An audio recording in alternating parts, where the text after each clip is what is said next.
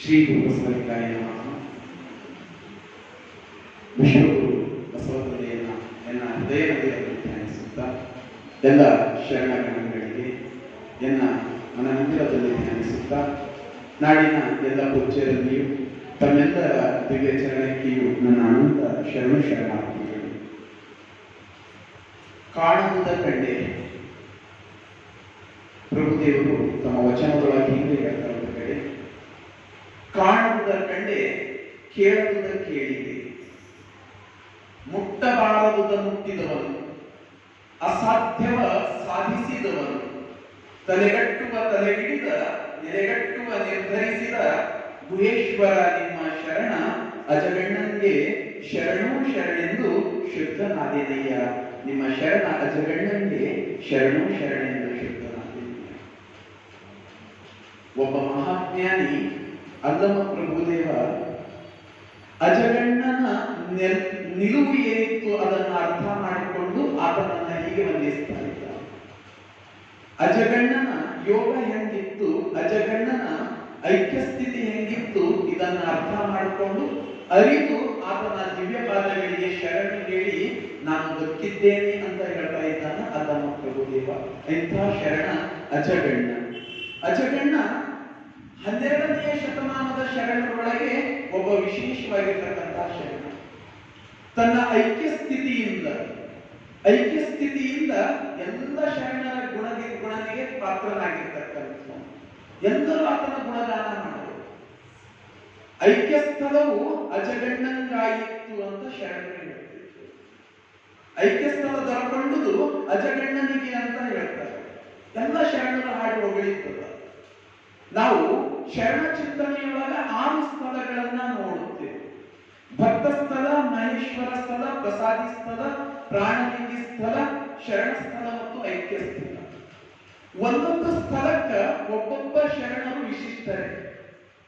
ಅದಕ್ಕ ಸ್ವತಂತ್ರ ಸಿದ್ಧಲಿಂಗ ಶರಣರು ಹೇಳ್ತಾರ, ಭಕ್ತ ಸ್ಥಳ ಬಸವಣ್ಣಂಗಾಯಿತು, ಭಕ್ತ ಸ್ಥಳ ಬಸವಣ್ಣಂಗಾಯಿತು, ಮಹೇಶ್ವರ ಸ್ಥಳ ಮಡಿವಾಳಂಗಾಯಿತು, ಪ್ರಸಾದಿ ಸ್ಥಳ ಚನ್ನಬಸವಣ್ಣಂಗಾಯಿತು, ಪ್ರಾಣಲಿಂಗಿ ಸ್ಥಳ ಸಿದ್ದರಾಮೇಶ್ವರಗಾಯಿತು, ಶರಣ ಸ್ಥಳ ಪ್ರಭುದೇವಂಗಾಯಿತು, ಐಕ್ಯ ಸ್ಥಳ ಅಜಗಣ್ಣಂಗಾಯಿತು.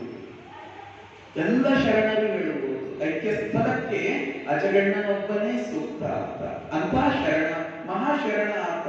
ಅದಕ್ಕ ಮೊದಲನೇ ವಚನಕಾರ ಜೇಡರ ದಾಸಿಮಯ್ಯನ ಹೆಂಡತಿ ದುಗ್ಗಳೆ ಹೇಳ್ತಾಳ, ಭಕ್ತನಾದ ಬಸವಣ್ಣನಂಗ ಆಗಬೇಕು, ಜಂಗಮವಾದ ಪ್ರಭುದೇವನಂಗ ಆಗಬೇಕು, ಭೋಗಿಯಾದ ಚನ್ನ ಬಸವಣ್ಣನಂಗ ಆಗಬೇಕು, ಯೋಗಿಯಾದ ಸಿದ್ದರಾಮೇಶ್ವರರಂತೆ ಆಗಬೇಕು, ಐಕ್ಯನಾದ ಅಜಗಣ್ಣನಂತೆ ಆಗಬೇಕು.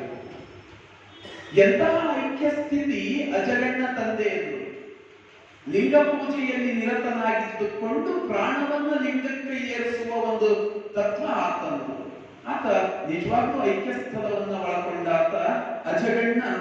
ಇಂತಹ ಒಬ್ಬ ಶರಣ. ಆ ಶರಣನ ಬಗ್ಗೆ ನಮ್ಮ ಜನಪದರೇ ಹಿಂಗೆ ಹೇಳ್ತಾರೆ, ಯಾಕಿದ್ದ ಅಜಗಣ್ಣ? ಶರಣರ ನಡವರಕ ಶಿವನಾಗಿ ಹೊಳೆದಾನ. ಹಿಂಗಿದ್ದ. ಶರಣರ ನಡವರಕ ಶಿವನಾಗಿ ಹೊಳೆದಾನ, ಅರು ಇಟ್ಟು ಹೆಜ್ಜೆ ಇಟ್ಟಾನ, ಅರು ಇಟ್ಟು ಹೆಜ್ಜೆ ಇಟ್ಟಾನ, ಅಜಗಣ್ಣ ಗುರು ಹಿಡಿದು ಶಿವನ ಕಂಡಾನ. ಇಂಥ ಅಜಗಣ್ಣ ತಂದೆಯಾದ ಜನಪದರು ಆತನ ಅಧ್ಯಾತ್ಮವನ್ನ ವರ್ಣನೆ ಮಾಡುತ್ತಾರೆ. ಹೇಗಿದ್ದ ಅಂದ್ರ ಶರಣರ ಒಳಿತಕ್ಕಂತಹ ಶರಣ.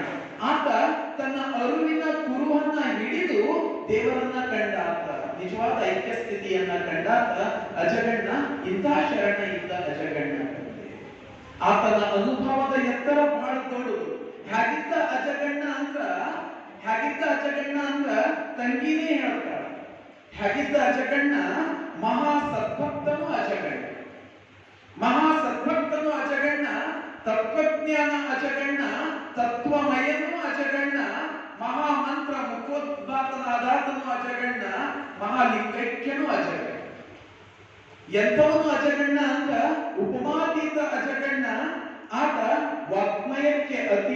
ಅಜಗಣ್ಣ. ಆತನಿಗೆ ಉಪದೇಶಕ್ಕೆ ಬರಲ್ದು, ಅಂದ್ರೆ ಮತ್ತೊಬ್ಬರ ಜೊತೆ ಹೋಲಿಕೆ ಮಾಡಂಗಿಲ್ಲ ಅಂತ ಮಹಾಶಯ. ಅಜಗಣ್ಣನನ್ನ ನಾವು ಮತ್ತೊಬ್ಬ ಯಾರ ಜೊತೆಗೂ ಹೋಲಿಕೆ ಮಾಡಕ್ ಸಾಧ್ಯ ಇಲ್ಲ. ಉಪಮಾತೀತ ಆತ, ವಾಗ್ಮಯಕ್ಕೆ ಅತೀತ ಆತ. ವಾಗ್ಮನಕ್ಕ ವಾಗ್ಮಯಕ್ಕ ಎರಡಕ್ಕೂ ಮೀರಿದವನು. ಮಾತಿನಲ್ಲಿ ಆತನ ಐಕ್ಯ ಸ್ಥಿತಿಯನ್ನು ವರ್ಣಿಸಲಿಕ್ಕೆ ಸಾಧ್ಯ ಇಲ್ಲ. ಜ್ಞಾನ ಪದಗಳಿಂದ ಕೂಡ ಆತನನ್ನು ವರ್ಣಿಸಲಿಕ್ಕೆ ಸಾಧ್ಯ ಇಲ್ಲ. ಇಂತಹ ಒಬ್ಬ ಶರಣ 12ನೇ ಶತಮಾನದ ಲಕ್ಕುಂಡಿಯಲ್ಲಿ ಅಜಗಣ್ಣ ಅನ್ನೋ ಶರಣ. ಅಂತ ಶರಣಗಿ ಒಬ್ಬ ತಂಗಿ ಮುಕ್ತಾಯಕ್ಕ. ಅಜಗಣ್ಣನಿಗೆ ಒಬ್ಬ ತಂಗಿ ಮುಕ್ತಾಯಕ್ಕ ಅಂತ ಹೇಳಿ ಹೇಗಿತ್ತು ಆಕಿ? ಅಣ್ಣನನ್ನ ಮೀರಿಸುವ ತಂಗಿ, ಅಣ್ಣನನ್ನ ಕೂಡ ಮೀರಿಸುವ ತಂಗಿ. ಅದಕ್ಕೆ ಹೇಳ್ತಿದ್ರು ಶರಣರು, ಮುಕ್ತಾಯಕ್ಕ ಅಂದ್ರೆ ಹೆಂಗಂದ್ರ ಅರುಹಿಗೆ ಕುರುಹು ಅಂತ. ಅಜಗಣ್ಣ ಅರುಹಿನ ಮೂರ್ತಿಯಾದ ಆ ಅರುಹಿನ ಕುರುಹು ಯಾರು ಅಂದ್ರ ಮುಕ್ತಾಯಕ್ಕ. ಹಿಂಗ ಇದ್ರ ಅಣ್ಣ ತಂಗಿ. ಹೇಗಿದ್ದಳು ಮುಕ್ತಾಯಕ್ಕ ಅಂದ್ರ ಐದಕ್ಕಿ ಲಕ್ಕಮ್ಮ ಹೇಳ್ತಾಳ. ಐದಕ್ಕಿ ಲಕ್ಕಮ್ಮ ಹೇಳ್ತಾಳ, ಮುಕ್ತಾಯಕ್ಕಳ ಪ್ರಸಾದವ ಕೊಂಡು ಎನ್ನ ಬಹಿರಂಗ ಶುದ್ಧವಾಯಿತು. ಬಹಳ ಚೆನ್ನಾಗಿ ಹೇಳ್ತಾಳೆ ಐದಕ್ಕಿ ಲಕ್ಕಮ್ಮ. ಗಟ್ಟಿವಾಳಯ್ಯನ ಪ್ರಸಾದವ ಕೊಂಡು ಎನ್ನ ಅಂತರಂಗ ಶುದ್ಧವಾಯಿತು, ಮುಕ್ತಾಯಕ್ಕಳ ಪ್ರಸಾದವ ಕೊಂಡು ಎನ್ನ ಬಹಿರಂಗ ಶುದ್ಧವಾಯಿತು. ಅಂದ್ರ ಆ ಶರಣೆಯ ವಿಚಾರಗಳ ಹಂಗಿತ್ತು ಮುಕ್ತಾಯಕ್ಕಳ ವಿಚಾರಗಳು. ಆ ವಿಚಾರಗಳಿಂದ ನಮ್ಮ ತನುವಿನ ಸೂತಕಗಳೆಲ್ಲ ಕಳೆದು ಹೋಗ್ತಿದ್ದು ಅಂತ ಮಹಾನುಭಾವೆ ಆಕೆ ಮುಕ್ತಾಯಕ್ಕ. ಅದಕ್ಕ ಗುಮ್ಮಳಾಪುರದ ಸಿದ್ಧಲಿಂಗ ಯತಿಗಳು ಹೇಳ್ತಾರೆ, ಎನ್ನ ಅರುಹಿನ ವಿಶ್ರಾಂತಿಯೇ ಮುಕ್ತಾಯಕ್ಕ. ಮುಕ್ತಾಯಕ್ಕ ಅಂದ್ರೆ ಏನು ಅಂತ, ನನ್ನ ಅರುಹಿನ ವಿಶ್ರಾಂತಿ. ಎಲ್ಲಿ ನನ್ನ ಅರಿವು ಅದ, ಎಲ್ಲಿ ನನ್ನ ಜ್ಞಾನ ಅದ, ಅದು ಎಲ್ಲಿ ಬಂದು ವಿರಮಿಸ್ತದ ನಿಲ್ತದ ಅಂದ್ರ ಮುಕ್ತಾಯಕ್ಕನ ಹತ್ರ ಬಂದು ನಿಲ್ತದ. ಮುಕ್ತಾಯಕ್ಕನಿಂದ ಮುಂದುವರಿಯಕ್ಕೆ ಸಾಧ್ಯನೇ ಇಲ್ಲ. ಅಂದ್ರೆ ಅರಿವಿಗೆ ಮೀರಿದ ಕುರುಹು ಆಕೆ ಮುಕ್ತಾಯಕ್ಕ. ಹೀಗೆ ಶರಣರು ಹಾಡಿ ಹೊಗಳದತ್ತರ ಮುಕ್ತಾಯಕ್ಕ ಎಂತಹವಳು ಅಂತ. ಶರಣರು ಹಾಡಿ ಹೊಗಳದತ್ತರ ಅಜಗಣ್ಣ ಎಂತಹವನು ಅಂತ. ಎಂಥ ಅಣ್ಣನಿಗೆ ಎಂಥ ತಂಗಿ, ಎಂಥ ತಂಗಿಗೆ ಎಂಥ ಅಣ್ಣ. ಅದಕ್ಕ ಜನಪದರು ಎಲ್ಲ ಹಿಂಗ ಅನ್ಕೊತಿದ್ರಂತ. ಅಜಗಣ್ಣನಂತ ಅಣ್ಣ ಇದ್ರ ಪುಣ್ಯ, ಮುಕ್ತಾಯಕ್ಕಳಂತ ತಂಗಿ ಇದ್ರ ಪುಣ್ಯ. ಹಾಗಿದ್ರಿ ಅಣ್ಣ ತಂಗಿ ಅಜಗಣ್ಣ ಮತ್ತು ಮುಕ್ತಾಯಕ್ಕ ಇಬ್ರು ಮಹಾಜ್ಞಾನಿಗಳು, ಇಬ್ರು ಚಿಂತಕರು, ಇಬ್ರು ವಿಚಾರವಾದಿಗಳು. ಮನೆಯೊಳ ಕುಂತ್ರ ಅದೇ ಅನುಭವ ಮಂಟಪ. ಅನುಭವ ಮಂಟಪ ಅಂದ್ರೆ ಏನು? ಕೇಳ್ತಾನೆ ಹೊಂಟಿದೆವು, ಪ್ರತಿದಿನ ಕೇಳ್ತಾನೆ ಹೊಂಟಿದೆವು, ವಿಚಾರ ಮಾಡ್ತಾನೆ ಹೊಂಟಿದೆವು. ಹಾಗಾದ್ರೆ ಅನುಭವ ಮಂಟಪ ಅಂದ್ರೆ ಏನು? 4 ಗೋಡೆಗಳ ಕಟ್ಟಡ ಏನದು? ಬಸವ ಕಲ್ಯಾಣದೊಳಗ 4 ಗೋಡೆಗಳ ಕಟ್ಟ್ಯಾರ, ಒಂದು ದೊಡ್ಡ ಬಿಲ್ಡಿಂಗ್ ಅದ, ಅದರೊಳಗೆ ಒಂದು ಚಿಂತನೆ ಮಾಡ್ತಾರ. ಅದು ಅನುಭವ ಮಂಟಪ ಏನು? ಅನುಭವ ಮಂಟಪ ಅಂದ್ರೆ ಗೋಡೆಗಳ ಕಟ್ಟಡ ಅಲ್ಲ, ಅದು ಮನಸ್ಸುಗಳ ಕಟ್ಟಡ, ಅದು ವಿಚಾರಗಳ ಕಟ್ಟಡ, ಅದು ಚಿಂತನೆಗಳ ಕಟ್ಟಡ. ಹೊರಗೆ ನಿಂತು ಚಿಂತನೆ ಮಾಡಕ್ಕೆ ಪ್ರಾರಂಭ ಮಾಡಿದ್ರಂದ್ರ, ತತ್ವಗಳ ಹೊಳೆಯಾಗಿ ಹರಿದತ್ತು ಅಂದ್ರ ಅದು ಅನುಭವ ಮಂಟಪ. ನಿಜವಾದ ಅನುಭವ ಮಂಟಪ ಕಲ್ಯಾಣದೊಳಗೊಂದು ಅನುಭವ ಮಂಟಪ, ಗದಗ ಸಮೀಪದಲ್ಲಿರುವ ಲಕ್ಕುಂಡಿಯೊಳಗೊಂದು ಅನುಭವ ಮಂಟಪ. ಇಲ್ಲಿ 1,96 ಜನ ಭಕ್ತರು ಸೇರ್ಯಾರ ಅನುಭವ ಮಂಟಪ. 770 ಜನ ವಿಚಾರಗಳ ಹಂಚ್ಕೊಳತ್ತಾರ, ತತ್ವಗಳ ಹಂಚ್ಕೊಳತ್ತಾರ, ಚಿಂತನೆ ಮಾಡ್ಲತ್ತಾರ. ಅನುಭವ ಮಂಟಪ ಲಕ್ಕುಂಡಿಯೊಳಗ, ಗದಗ ಜಿಲ್ಲೆಯ ಗದಗ ಸಮೀಪ ಇರ್ತಕ್ಕಂಥ ಲಕ್ಕುಂಡಿಯೊಳಗ ಅಣ್ಣ ತಂಗಿ ನಿತ್ಯ ನಿರಂತರ ಚಿಂತನೆ ಮಾಡ್ಲತ್ತಾರ, ವಿಚಾರ ಹಂಚ್ಕೊಳತ್ತಾರ. ಅವರು ಗುರು ಅಂದ್ರೆ ಏನು, ಲಿಂಗ ಅಂದ್ರೆ ಏನು, ಜಂಗಮ ಅಂದ್ರೆ ಏನು, ತತ್ವ ಅಂದ್ರೆ ಏನು, ಪಾದೋದಕ ಅಂದ್ರೆ ಏನು, ಪ್ರಸಾದ ಅಂದ್ರೆ ಏನು, ನಿತ್ಯ ಚಿಂತನೆ. ಅದು ಅನುಭವ ಮಂಟಪ. ಅಜಗಣ್ಣ ಇಲ್ಲ, ಸತ್ಯಕ್ಕ ಮಂಗಳ ಮತ್ತ ಚಿಂತನೆ, ಅದು ಅನುಭವ ಮಂಟಪ. ಸತ್ಯಕ್ಕ ಹೋದಳು, ಅಲ್ಲಮ ಬಂದ ದೊಡ್ಡ ಚಿಂತನೆ.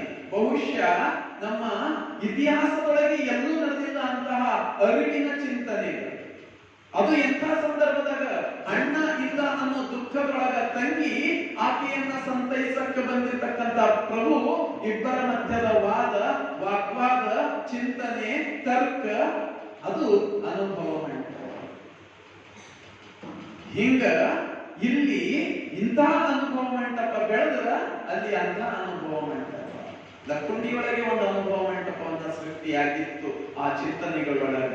ಇಂಥ ಶರಣರು ಅಜಗಣ್ಣ ಮತ್ತು ಮುಕ್ತಾಯ ಅಲ್ಲಿನ ಚಿಂತನೆಗಳು ಕಲ್ಯಾಣದವರೆಗೆ ಹರಕೊಂಡು ಬಂದು, ಕಲ್ಯಾಣದ ಚಿಂತನೆಗಳು ಲಕ್ಕುಂಡಿಯವರೆಗೂ ಹರ್ಕೊಂಡು ಹೋದು. ಇಂಥ ಅನುಭವ ಮಂಟಪವನ್ನ ಅಲ್ಲಿ ಸ್ಥಾಪನೆ ಮಾಡಿರ್ತಕ್ಕಂಥವ್ರು ಅಂಥ ಅಣ್ಣ ಅಜಗಣ್ಣ, ಆ ರೀತಿಯ ತಂಗಿ ಆಕೆ ಮುಕ್ತಾಯ. ಬಡತನದ ಕುಟುಂಬ, ಒಂದು ಸಾಮಾನ್ಯ ಒಕ್ಕಲಿಗರ ಕುಟುಂಬದೊಳಗೆ ಹುಟ್ಟ್ಯಾರ ಅಜಗಣ್ಣ ಮತ್ತು ಮುಕ್ತಾಯಕ್ಕ. ಈಗದು ಗದಗ ಸಮೀಪ ಇರತಕ್ಕಂಥ ಲಕ್ಕುಂಡಿ ಅಂತಕ್ಕಂಥ ಗ್ರಾಮ. ಅವ್ರು ಹುಟ್ಟಿರ್ತಕ್ಕಂಥ ಊರು, ಅಜಗಣ್ಣ ಹುಟ್ಟಿರ್ತಕ್ಕಂಥ ಊರು, ಮುಕ್ತಾಯಕ್ಕ ಹುಟ್ಟಿರ್ತಕ್ಕಂಥ ಊರು. ಅಣ್ಣ ತಂಗಿಯಾಗಿ ಹುಟ್ಟಿ ಬೆಳೆದಾರ. ತಂಗಿಗೆ ಆತ ಹೆಂಗ ನೋಡ್ಕೋತಾನಂದ್ರ ಮಗಳಂಗ ನೋಡ್ಕೋತ. ಹುಟ್ಟಿನಿಂದ ಚಿಕ್ಕವರಿರ್ಬೇಕಾದ್ರೆ ತಂದೆ ಇಲ್ಲ, ತಾಯಿ ಇಲ್ಲ, ಕುಟುಂಬದೊಳಗೆ ಬೆಳೆದಿರ್ತಾರ. ತಂಗಿಯನ್ನ ಅಣ್ಣ ನೋಡ್ಕೊಳ್ಳೋರು, ಅಣ್ಣನನ್ನ ತಂಗಿ ನೋಡ್ಕೊಳ್ಳೋರು. ಹಿಂಗ ತಂದೆ ಮಗಳ ಆಗಿ ಬೆಳೆದವರು. ಅಣ್ಣ ತಂಗಿ ಅನ್ನೋದಕ್ಕಿಂತ ತಂದೆ ಮತ್ತು ಮಗಳಾಗಿ ಬೆಳೆದಾರ. ಅಷ್ಟ ಅವಿನಾಭಾವ ಸಂಬಂಧ. ಬೆಳಿಬೇಕಾದ್ರ ಅಣ್ಣ ತಂಗಿಗೆ ನಿರಂತರವಾಗಿ ಜ್ಞಾನವನ್ನ ಧಾರೆ, ಅಣ್ಣನಿಂದ ಜ್ಞಾನ ಪಡ್ಕೊಳ್ಳೋರು. ಎಲ್ಲಿ ನನಗೆ ಸಮಸ್ಯೆ ಅನಿಸ್ತು ಅಣ್ಣನ ಜೊತೆ ಚರ್ಚೆ ಮಾಡೋರು. ಹಿಂಗ ಬೆಳ್ಕೊಂಡು ಬಂದಾರ ಆ ಅಣ್ಣ ಮತ್ತು ತಂಗಿ. ಲಕ್ಕುಂಡಿಯೊಳಗ ತತ್ವದ ವಿಚಾರಗಳ ಹಂಚ್ಕೋತ ಹೊಂಟಾರ. ಆಡುವ ವಯಸ್ಸು ನೋಡ, ಸಣ್ಣ ಮಕ್ಕಳು. ಆಕೆ ಆಡಬೇಕಾಗಿತ್ತು, ಆಟದೊಳಗ ಚಿತ್ತ ಇಲ್ಲ, ಆಟ ಆಡಕ್ ಹೋಗ್ತಿದಿಲ್ಲ, ತಿರುಗಾಡಕ್ ಹೋಗ್ತಿದಿಲ್ಲ. ಆಕಿನ ಮನಸ್ಸೆಲ್ಲ ಏನು ಅಂದ್ರ ಜ್ಞಾನ ಪಡೀಬೇಕು, ನನ್ನ ಅಣ್ಣನೊಂದಿಗೆ ಚರ್ಚೆ ಮಾಡಬೇಕು.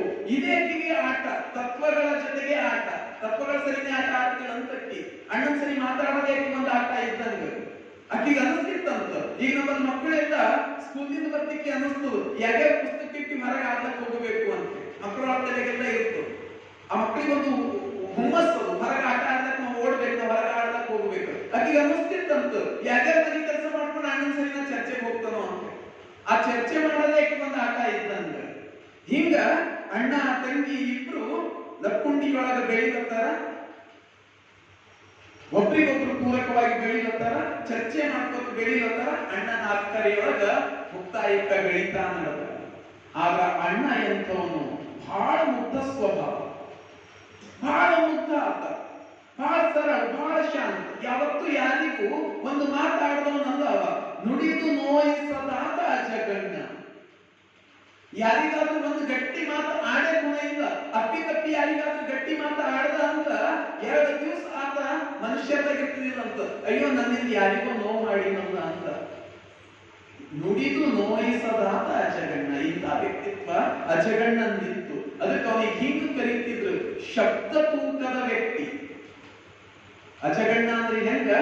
ಶಬ್ದ ತೂಕದ ವ್ಯಕ್ತಿ. ಶಬ್ದ ತೂಕದ ವ್ಯಕ್ತಿ ಅಂದ್ರ ಹೆಚ್ಚಿಗೆ ಮಾತಾಡಿ ಗೊತ್ತಿಲ್ಲ, ಮಾತಾಡಬೇಕಾದ್ರೂ ತೂಗಿ ಮಾತಾಡ್ತಿದ್ದ ಅಂತ. ಅವ ಬಾಯಿ ತೆರೆದು ಮಾತಾಡಿ ಮನಸ್ಸು ಬಿಚ್ಚಿ ಮಾತಾಡಿದ್ದು ಬರೀ ಇಬ್ಬರ ಜೊತೆನೆ. ಒಂದು ಲಿಂಗದ ಜೊತೆ, ಇನ್ನೊಂದು ತಂಗಿ ಜೊತೆ. ಈ ಇಬ್ಬರನ್ನ ಹೊರತುಪಡಿಸಾತ ಯಾರಿಗೂ ಮಾತಾಡ್ತಿದ್ರು ಅಂತ ಹೆಚ್ಚಿಗೆ. ಅಷ್ಟು ಮುಗ್ಧ, ತನ್ನೊಳಗ ತಾನಿದ್ದುಕೊಂಡು ಅರಿವನ್ನ ಕಂಡುಕೊಂಡು ಅರಿವಿನ ಕುರುಹನ್ನ ಹಿಡಿದು ಐಕ್ಯ ಸ್ಥಿತಿಗೆ ಏರುವ ಹಂತಕ್ಕೆ ಬಂದಿದ್ದ ಆತ ಅಜಗಣ್ಣ. ಹಿಂಗ ಇಬ್ರು ದಿನನಿತ್ಯ ಚರ್ಚೆ ಮಾಡ್ತಿದ್ರು. ಅಣ್ಣ ತಂಗಿ ಏನ್ ಚರ್ಚೆ ಮಾಡ್ತಿದ್ರು? ಕೂತಾಗ ಲಿಂಗದ ಬಗ್ಗೆ ಯಾವ ಈಗ ಕೂತಿಲ್ಲ, ಹಿಂಗ ಚರ್ಚೆ ನಡೆದಿತ್ತು. ಆಕೆ ಅಣ್ಣ ಕೇಳ್ತಾಳ, ಅಣ್ಣ ಈ ಅಂಗದ ಭಂಗವನ್ನ ಹೆಂಗ ತೊಡಿಬೇಕು? ಈ ಶರೀರ, ಈ ಅಂಗದ ಭಂಗವನ್ನ ನಾವು ಹೆಂಗ ದೂರ ಮಾಡ್ಕೋಬೇಕು? ತಂಗಿ ಪ್ರಶ್ನೆ. ಅಣ್ಣ ಹೇಳ್ತೀನಿ, ಈ ಅಂಗದ ಭಂಗ ದೂರ ಆಗಬೇಕಾಯ್ತಂದ್ರ ತಂಗಿ ಲಿಂಗ ಧರಿಸಬೇಕು. ಅವರಿಬ್ರು ಅಣ್ಣ ತಂಗಿ ಚರ್ಚೆ ಮಾಡತ್ತಾರಲ್ಲ, ಇದು ನಮ್ಮೆಲ್ಲರಿಗೂ ಒಳಪಡುವ ವಿಷಯ. ನಮ್ಮ ಅಂಗದ ಭಂಗ ಯಾವಾಗ ದೂರ ಆಗ್ತದ? ಯಾವಾಗ ನಾವು ಲಿಂಗ ಸ್ವಾಯತ್ತರಾಗ್ತೇವೆ, ಲಿಂಗ ಧರಿಸ್ತೇವೆ, ಲಿಂಗವನ್ನ ಒಳಕೊಳ್ತೇವೆ, ಆವಾಗ ಅಂಗದ ಭಂಗ ದೂರ ಆಗ್ತದ. ತಂಗಿ ಕೇಳ್ತಾಳ, ಅಣ್ಣ ಈ ಅಂಗದ ಭಂಗ ಹೆಂಗ ದೂರ ಆಗ್ತದ? ಅಣ್ಣ ಹೇಳ್ತಾನ, ತಂಗಿ ಲಿಂಗದ ಸಂಗದಿಂದ ಅಂಗದ ಭಂಗ ದೂರ ಆಗ್ತದ. ಹಾಗಾದ್ರೆ ನಾವು ಲಿಂಗ ಪಡ್ಕೊಳ್ಳೋ ರೀತಿ ಹೆಂಗ? ಲಿಂಗ ಗುರುವಿನಿಂದ ತರಕೊಳ್ಳುವುದು. ಲಿಂಗವನ್ನ ನಾವು ಒಬ್ಬ ಶುದ್ಧ ಗುರುವಿನಿಂದ ಪಡ್ಕೊಳ್ಬೇಕಾಗ್ತದ. ಹಾಗಾದ್ರೆ ಗುರು ಹೆಂಗಿರ್ಬೇಕು? ಚರ್ಚೆ ಅಣ್ಣನ ತಂದಿರು ಹಿಂಗ ಮಾತಾಡ್ತಾ ಕೇಳ್ತಾ ಇದ್ದಾರೆ. ಹಾಗಾದ್ರ ಆ ಲಿಂಗವನ್ನ ಕರುಣಿಸತಕ್ಕಂತ ಗುರು ಹೆಂಗಿರ್ಬೇಕು? ಆತನ ಗುಣ ಹೆಂಗ? ಅದಕ್ಕ ಅಣ್ಣ ಹೇಳ್ತಾನ, ಗುರು ಹೆಂಗಿರ್ಬೇಕಂದ್ರ ಯಾರಿಗೆ ಲಿಂಗಾಶ್ರಯದಲ್ಲಿ ನಿಷ್ಠೆ ಇರ್ತದ ಆತ ನಿಜವಾದ ಗುರು. ಆ ಗುರು ಹೆಂಗಿರ್ಬೇಕಂದ್ರ ಲಿಂಗಾಶ್ರಯದಲ್ಲಿ ವಿಶ್ವಾಸ ಹೊಂದಿನವರು ಇರಬೇಕು ಅಂತ ಗುರು ಇರಬೇಕು. ತಂಗಿ ಹೇಳ್ತಾಳ, ಲಿಂಗಾಶ್ರಯದಲ್ಲಿ ನಿಷ್ಠೆ ಹೊಂದಿದ್ದವರು ನಿನಗೆ ಮೀರಿದವರು ಯಾರದ? ಲಿಂಗಾಶ್ರಯದಲ್ಲಿ ವಿಶ್ವಾಸ ಹೊಂದಿದ್ದವರು ನಿನಗಿಂತ ದೊಡ್ಡವರು ಯಾರದ? ಅದಕ್ಕ ಅಣ್ಣ, ನನಗೆ ಬೇರೆ ಯಾರೂ ಗುರು ಬೇಡ, ನನಗೆ ನೀನೇ ಗುರು, ನನಗ ನೀನೇ ಗುರು. ಅವತ್ತಿನಿಂದ ಅಜಗಣ್ಣ ಇಲ್ಲಿಯವರೆಗೆ ತಂಗಿಗೆ ಅಣ್ಣ ಇದ್ದ, ಇನ್ನು ಮುಂದೆ ಏನು ಅಂದ್ರ ಆತ ಗುರುನು. ಅಜಗಣ್ಣನೇ ಪ್ರತಿನಿತ್ಯ ತಂಗಿಗೆ ಜ್ಞಾನವನ್ನ ಧಾರೆ ಎರಿತಾ ಹೋಗ್ತಿದ್ದ. ಗುರು ಶಿಷ್ಯ ಸಂಬಂಧಗಳು. ಅಣ್ಣ ಹೇಳ್ತಾನ ಒಂದು ಸರ್ತಿ, ತಂಗಿ ನಾನು ಗುರು ಆಗಲ್ಲ, ನಾನು ನಿನಗೊಂದಿಷ್ಟು ವಿಚಾರ ಹೇಳತ್ತೀನಷ್ಟೇ. ನಿಜವಾದ ಗುರು ಯಾರು ಅಂದ್ರ, ಮನುಷ್ಯನಿಗೆ ನಿಜವಾದ ಗುರು ಯಾರು ಅಂದ್ರ ನಮ್ಮ ಅರಿವೇ ನಮಗೆ ಗುರು. ಯಾರಲ್ಲಿ ಅರಿವು ಪಡ್ಕೊಳ್ತದ, ಅರಿವನ್ನ ಪಡ್ಕೊಳ್ತಾರ, ನಿಜವಾದ ತತ್ವವನ್ನ ತಿಳ್ಕೊಳ್ತಾರ, ನಮ್ಮ ಅರಿವೇ ನಮಗೆ ದಾರಿ ತೋರಿಸ್ತದ, ನಮ್ಮ ಅರಿವಿನಿಂದಾನೇ ನಾವು ಮುನ್ನಡಿಬೇಕಾಗ್ತದ. ಅದಕ್ಕೆ ನಿಜವಾದ ಗುರು ಯಾರು ಅಂದ್ರ ನಮ್ಮ ಅರಿವೇ ನಮಗ ಗುರು. ಅಣ್ಣ ಹೇಳ್ತಾನ. ತಂಗಿ ಅಂತಾಳ, ಹೌದೇನು ಜ್ಞಾನ ಎಂಬುದನ್ನೇ ನಾವು ಗುರು ಸೇವೆ ಅಂತ ಮಾಡಬೇಕೇನು? ಹೌದು ತಂಗಿ, ಜ್ಞಾನ ಎಂಬುದಾನೇ ನಿಜವಾದ ಗುರು ಸೇವೆ. ನೀನು ಚೆನ್ನಾಗಿ ಅರ್ಥ ಮಾಡ್ಕೊಂಡಿದ್ದಿ, ನೀನು ನನ್ನನ್ನ ಮೀರಿಸಿರ್ತಕ್ಕಂಥ ಮಹಾಜ್ಞಾನಿ. ಅಣ್ಣ ಹೇಳ್ತಾನ. ಯಾಕಂದ್ರ ಚರ್ಚೆಯೊಳಗೆ ಇಬ್ರು ಹೆಂಗ ವಾದ ಮಾಡ್ತಾರೆ, ಹೆಂಗ ತರ್ಕ ಮಾಡ್ತಾರೆ, ಹೆಂಗ ಜ್ಞಾನ ಹಂಚ್ಕೊಳ್ತಾರೆ, ಈ ರೀತಿ ಪ್ರತಿನಿತ್ಯ ಚಿಂತನೆ ಮಾಡೋರು. ಲಿಂಗದ ಬಗ್ಗೆ ಚಿಂತನೆ, ಗುರುವಿನ ಬಗ್ಗೆ ಚಿಂತನೆ, ಆಚಾರದ ಬಗ್ಗೆ ಚಿಂತನೆ, ಹೆಂಗ ನಡಿಬೇಕು. ಇದು ಅಣ್ಣ ತಂಗಿ. ಇಂಥ ಪರಿಸರ ಮನೆಯೊಳಗಿತ್ತಂದ್ರ ಆ ಮನೆ ಹೆಂಗ ಆಗಬಾರ್ದು? ಹಿಂಗ ಅಣ್ಣ ತಂಗಿ ಹೆಂಗ ಸಂಬಂಧ ಬೆಳೆದಂದ್ರ ಅವಿನಾಭಾವ ಸಂಬಂಧ. ಯಾವಾಗ ಯಾವಾಗ ಅಣ್ಣನ ಮುಂದೆ ಹೋಗಿ ಕೂಡ್ತೀನೋ ಈಕಿಗೆ ಮುಕ್ತ ಆಗ್ತದೆ. ಯಾವಾಗ ಯಾವಾಗ ಅಣ್ಣನ ಜೊತೆ ಚಿಂತನೆ ಮಾಡ್ತೀನೋ, ಅಣ್ಣ ಒಂದು ದಿವಸ ಎಲ್ಲಾರ ಹೋದ್ರು ಅಕ್ಕಿಗೆ ಆಗಿ ಬರ್ತಿದ್ದೀನಿ, ಅಣ್ಣನ ಜೊತೆ ಇರಬೇಕು, ಅಣ್ಣನ ಜೊತೆ ಚರ್ಚೆ ಮಾಡಬೇಕು, ವಾದ ಮಾಡಬೇಕು, ಜ್ಞಾನ ಹಂಚ್ಕೋಬೇಕು. ಆದ್ರೆ ಯಾವುದೂ ಕಡೆಗಿಲ್ಲ. ಒಂದು ದಿವಸ ಹೆಣ್ಮಕ್ಳಾದ ಮನೆಗೆ ಹೋಗಿ ಸಂದರ್ಭ ಬರ್ತದ. ಅಣ್ಣ ಹೇಳ್ತಾನ, ತಂಗಿ ಅಲೌಕಿಕದ ಚರ್ಚೆ ಮಾಡಿದ್ದಾಯ್ತು, ಲೌಕಿಕ ಬದುಕಿನೆಡೆಗೆ ನನ್ನ ಮನಸ್ಸು ಮಾಡಬೇಕು. ಮದುವೆ ಆಗಬೇಕೀಗ, ಮದುವೆ ವಯಸ್ಸು ಬಂತು, ನೀನು ಮದುವೆ ಆಗಬೇಕು. ಅಕ್ಕಿಗೆ ಅಲೌಕಿಕ ಆನಂದದ ಸುಖದೊಳಗಿದ್ದು ಈ ಲೌಕಿಕದ ಸುಖ ಸಂಬಂಧ ಅಂದ್ರೆ ಏಕದಮಕ್ಕೆ ಪರೇಶಾನ ಆಗ್ತಾವ. ಇಲ್ಲ, ನಾನು ಮದುವೆ ಆಗಲ್ಲ, ನಾನು ಬಿಟ್ಟು ಹೋಗಲ್ಲ, ನಿನ್ ಜೊತೆನೇ ಇರ್ತೀನಿ, ಇಲ್ಲೇ ತತ್ವಗಳನ್ನ ಹಂಚಿಕೊಂಡು ನಾವು ಇಲ್ಲೇ ಹೀಗೆ ನಾವು ಅಲೌಕಿಕದ ಸುಖದೊಳಗೆ ಬೆರೆಯೋಣ. ಇದು ಅಣ್ಣ. ನಾನು ಅಣ್ಣನನ್ನ ಬಿಟ್ಟು ಹೋಗಲ್ಲ ಅನ್ನೋ ಹಠ. ಆದ್ರೆ ಅಣ್ಣ ಹೋಗ್ಲೇಬೇಕು ತಂಗಿ, ಇದು ಲೋಕ ನಿಯಮ. ಆತ ತಿಳಿಸಿ ಹೇಳ್ತಾನ, ತಂಗಿಗೆ ತಿಳಿಸಿ ಹೇಳ್ತಾನ ಅಣ್ಣನಾದವನು. ಏನು ತಿಳಿಸಿ ಹೇಳ್ತಾನ? ಆದಕ್ಕೆ ಹೂವಿಲ್ಲ, ಬೇವಿಗೆ ಸಿಹಿ ಇಲ್ಲ, ಜಾಣರ ಮಾತಿಗೆ ಇದಿರಿಲ್ಲ, ಜಾಣರ ಮಾತಿಗೆ ಇದಿರಿಲ್ಲ ತಂಗೆಮ್ಮ, ಹೆಣ್ಣಿಗೆ ತವರು ಸ್ಥಿರವಲ್ಲ. ಹೆಣ್ಣಿಗೆ ತವರು ಸ್ಥಿರ ಅಲ್ಲ, ತವರು ಬಿಟ್ಟು ಹೋಗೇಬೇಕು. ಇದು ಲೋಕ ರೂಢಿ, ಇದು ಒಪ್ಪತಕ್ಕ ನಿಯಮ. ಹೆಣ್ಣಿಗೊಂದು ಗಂಡು, ಗಂಡಿಗೊಂದು ಹೆಣ್ಣು ಸಂಘವಾಗಲೇಬೇಕು. ಅದು ನಿಜವಾದ ಬದುಕು. ನೀನು ಹೋಗಬೇಕು. ಹಿಂಗ ತಂಗಿಗೆ ಒಪ್ಪಿಸಿ ಮದುವೆಯನ್ನ ಮಾಡಿಕೊಡ್ತಾನ. ಮತ್ತು ಹೋಗಬೇಕಾದ್ರೆ ಲೋಕ ರೂಢಿಯ ನಿಯಮಗಳೆಲ್ಲ ತಿಳಿಸ್ಕೊಡ್ತಾನ. ಯಾಕಂದ್ರೆ ತಂದೆ ಇಲ್ಲ, ಇವನೇ ತಂದೆ, ತಾಯಿ ಇಲ್ಲ, ಇವನೇ ತಾಯಿ, ಇವನೇ ಗುರು. ಹೇಳ್ತಾನ ಆಕೆಗೆ ಹೆಂಗ ಬದುಕಬೇಕು ನೀನು ಅಲ್ಲಿ. ಇಟ್ಟಾಂಗ ಇರು ತಂಗಿ, ಕೊಟ್ಟಾಗ ಉಣು ತಂಗಿ, ಬಿಟ್ಟು ನೀರ ಜಾಡ ಶಿವಲಿಂಗ, ಬಿಟ್ಟು ನೀರ ಜಾಡ ಶಿವಲಿಂಗ ಮುಕ್ತಾಯಿ, ಸಿಟ್ಟಾಗಿ ಯಾರಿಗೆ ಬೈಯಾಡ. ಯಾವತ್ತು ಯಾರಿಗೂ ಅಂದವನಲ್ಲ, ತಂಗಿಗೆ ಅದನ್ನೇ ಉಪದೇಶ ಮಾಡೋನು. ಯಾವತ್ತು ಅಜಗಣ್ಣ ಮತ್ತೊಬ್ಬರನ್ನ ಸಿಟ್ಟಿನಿಂದ ಮಾತಾಡೋನಲ್ಲ, ಯಾರ ಮನಸ್ಸನ್ನ ನೋಯಿಸಿದವನಲ್ಲ. ತಂಗಿ ಹೇಳ್ತಾನ, ತಂಗಿ ಎಂಥ ಸಂದರ್ಭ ಬಂದ್ರು ಯಾರನ್ನೂ ಸಿಟ್ಟಾಗಿ ಬೇಯಕ್ಕೆ ಹೋಗ್ಬೇಡ. ಆದ್ರೆ ಇನ್ನೊಂದು ಮಾತು, ಯಾವತ್ತು ಜೀವನದೊಳಗೆ ಕಡಿತನಕ್ಕ ಲಿಂಗ ನಿಷ್ಠೆಯನ್ನ ಮರಿಬೇಡ, ಲಿಂಗವನ್ನ ಬಿಡಬೇಡ, ನೀನು ಬಿಟ್ಟು ಇರಬೇಡ ಲಿಂಗವನ್ನ. ಈ ರೀತಿ ತಂಗಿಗೆ ಹೇಳಿ ತಂಗಿಯನ್ನ ತವರಿಂದ ಕಳಿಸ್ತಾನ. ತಂಗಿ ಕಳುವ್ಯಾನ ದುಃಖಾತ ಪಡುತ್ತಾನ, ಅಂಗೀಲಿ ಕಣ್ಣ ವರಸ್ಯಾನ, ಅಂಗೀಲಿ ಕಣ್ಣ ವರಸ್ಯಾನ, ಅಜಗಣ್ಣ ಮುಗಿಲಿಗೆ ಕೈಯ ಮುಗದಾನ. ಈ ರೀತಿ ತಂಗಿಯನ್ನ ಕಳಿಸ್ತಾ ಇರ್ತಾನ. ಅವನಿಗೂ ದುಃಖ, ಯಾಕಂದ್ರೆ ಇಬ್ರು ಹಂಗ ಬೆಳ್ಕೊಂಡು ಬಂದಾರ ಅಣ್ಣ ಮತ್ತು ತಂಗಿ. ತಂಗಿಯನ್ನ ಕಳಿಸ್ಕೊಡ್ಬೇಕು, ಅದಕ್ಕ ಆಕೆಯನ್ನ ಕಳಿಸ್ಕೊಡ್ಬೇಕಾದ್ರೆ ಇವನಿಗೂ ದುಃಖ ಆಗ್ತದ, ಆದ್ರೆ ಹೋಗ್ಲೇಬೇಕಲ್ಲ. ತಂಗಿ ಹೇಳ್ತಾಳ, ಅಣ್ಣ ನಾನು ಹೋಗ್ತೀನಿ, ಆದ್ರೆ ನೀನು ಒಬ್ಬನೇ ಇರ್ತೀಯಲ್ಲ, ನಿನ್ನ ನೋಡ್ಕೊಳ್ಳೋರು ಯಾರು? ನೀನೊಬ್ಬನೇ ಇರ್ತೀಯಲ್ಲ, ನಿನ್ನ ನೋಡ್ಕೊಳ್ಳೋರು ಯಾರು? ನಿನಗೆ ಏನಾದ್ರೂ ಆದ್ರೆ ನನಗೆ ಹೆಂಗ ಗೊತ್ತಾಗಬೇಕು? ತಂಗಿಯ ಕಟ್ಟುಲತೆ, ತಂಗಿಗೆ ಯಾರಿಗಾದ್ರೂ ಚಿಂತೆ ಇರುತ್ತೋ, ತವರಿನ ಚಿಂತೆ ಹೆಣ್ಣಿಗೆ ಜಾಸ್ತಿ.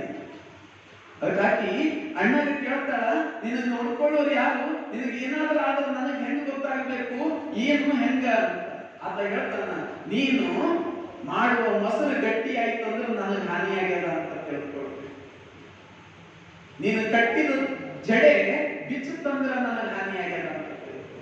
ನಿನ್ನ ಸೀರೆಯ ನೆರಿಗೆ ಸಡಿಲಾಗ್ಯದಂದ್ರೆ ನನಗೆ ಹಾನಿಯಾಗ್ಯದ ಅಂತ ತಿಳ್ಕೊ. ಒಂದು ಕುರುಹನ್ನ ಕೊಡ್ತಾನ, ಕಡಿಗಿ ಕಳಿಸ್ಕೊಡ್ತಾನ ಗಂಡನ ಮನೆಗೆ. ಎಲ್ಲಿಗಿ? ಗಂಡನ ಮನೆಗೆ. ಮಾಸಾಳ ಅಂತ ಊರು. ಮಾಸಾಳ ಊರಾಗ ಶಿವಭಕ್ತರ ಮನಿಯಾಗ ಖುಷಿಯಾಗಿ ತಂಗಿಗಿ ಕೊಟ್ಟಾನ. ಖುಷಿಯಿಂದ ಮದುವೆಯನ್ನ ಮಾಡಿಕೊಟ್ಟ. ಖುಷಿಯಾಗಿ ತಂಗಿಗಿ ಕೊಟ್ಟಾನ ಮುತ್ತಾಯಿ, ಹಸನಾಗಿ ಬದುಕ ಮಾಡ್ಯಾಳ. ಬಹಳ ಚಂದಾಗಿ ಬದುಕ್ತಾ ಇದ್ದಾಳೆ. ಲಿಂಗನಿಷ್ಠೆಯಿಂದ ಭಕ್ತಿಯಿಂದ ಎಲ್ಲರನ್ನ ಒಲಿಸಿಕೊಂಡು. ಹೆಂಗ್ ಒಲಿಸಿಕೊಂಡು? ಅತ್ತಿಯ ಮನಿಯಾಗ ಮುತ್ತಾಗಿ ಉಳದಾಳ, ಸುತ್ತೆಲ್ಲ ಶಿವಗುಣ ಬೀರ್ಯಾಳ. ಸುತ್ತೆಲ್ಲ ಶಿವಗುಣ ಬೀರ್ಯಾಳ, ಮುತ್ತಾಯಿ ಇದ್ದು ತಾಯಿಲದಂಗ ಬದುಕ್ಯಾಳ. ಎಲ್ಲ ಕಡೆ ಶಿವಗುಣವನ್ನೇ ಬೀರ್ತಾ, ಶಿವನ ಚಿಂತನೆಯನ್ನೇ ಮಾಡುತ್ತಾ ಗಂಡನ ಮನೆಯೊಳಗ ಶಿವಜ್ಞಾನದೊಳಗಿದ್ದು ತನ್ನ ಬದುಕನ್ನು ನಡೆಸ್ತಾ ಇದ್ದಾಳ ಮುಕ್ತಾಯಕ್ಕ. ಮುಕ್ತಾಯಕ್ಕ ಹೋಗ್ಯಾಳ. ಆದ್ರೆ ಗಂಡನ ಮನೆಯೊಳಗಿದ್ರು ಪ್ರತಿದಿನ ಅಣ್ಣನ ಚಿಂತೆ. ನನ್ನ ಅಣ್ಣ ಹೆಂಗಿರ್ತಾನೋ ಏನು, ಹೆಂಗ್ ಬದುಕ್ತಾನೋ ಏನು, ಒಬ್ನೇ ಅದನ್ನ, ಊಟಕ್ಕೇನು, ಇರ್ಲಕ್ಕೇನು, ಪೂಜೆಗೆ ಹೆಂಗ. ತಂಗಿಗೆ ಅಣ್ಣನ ಚಿಂತೆ. ಇಲ್ಲಿ ಅಣ್ಣನ ಪರಿಸ್ಥಿತಿ ಅದೇ. ಈತನಿಗೆ ತಂಗಿ ಚಿಂತಿ, ಜೊತೆಯಲ್ಲಿ ದಿನನಿತ್ಯ ಆ ಚಿಂತಿ ಮರಿಯಕ್ಕ ಮುಂಜಾನೆಯಿಂದ ಸಾಯಂಕಾಲ ತನ, ಸಾಯಂಕಾಲದಿಂದ ರಾತ್ರಿ ತನ, ರಾತ್ರಿಯಿಂದ ಮುಂಜಾನೆ ತನ, ಪ್ರತಿದಿನ ಪ್ರತಿ ಕ್ಷಣ ಶಿವಜ್ಞಾನ ಒಂದೇ. ಬರೀ ಆತ ಪೂಜೆಯೊಳಗ, ಲಿಂಗನಿಷ್ಠೆಯೊಳಗ ತನ್ನ ಕ್ಷಣ ಕ್ಷಣ ಕಳಿತ ಆತ ತಂಗಿಯನ್ನ ಮರೆಯಕ್ಕೆ ಪ್ರಯತ್ನ ಮಾಡ್ತಾ ಇದ್ದ. ತಂಗಿಯಲ್ಲಿ ಚಂದ ಬದುಕಲಿ ಅಂತ. ಹಿಂಗ ಲಿಂಗನಿಷ್ಠೆಯೊಳಗೆ ಇದ್ದು ಒಂದು ದಿವಸ ಮಲ್ಕೊಂಡನ. ರಾತ್ರಿ ಒಂದು ಕನಸು. ಅಜಗಣ್ಣ ಮಲ್ಕೊಂಡನ. ರಾತ್ರಿ ಒಂದು ಕನಸು ಬರ್ತದ. ಕನಸಿನೊಳಗ ಒಂದು ಘಟ ಸರ್ಪ ಬರ್ತದ, ಹಾವು ಬರ್ತದ.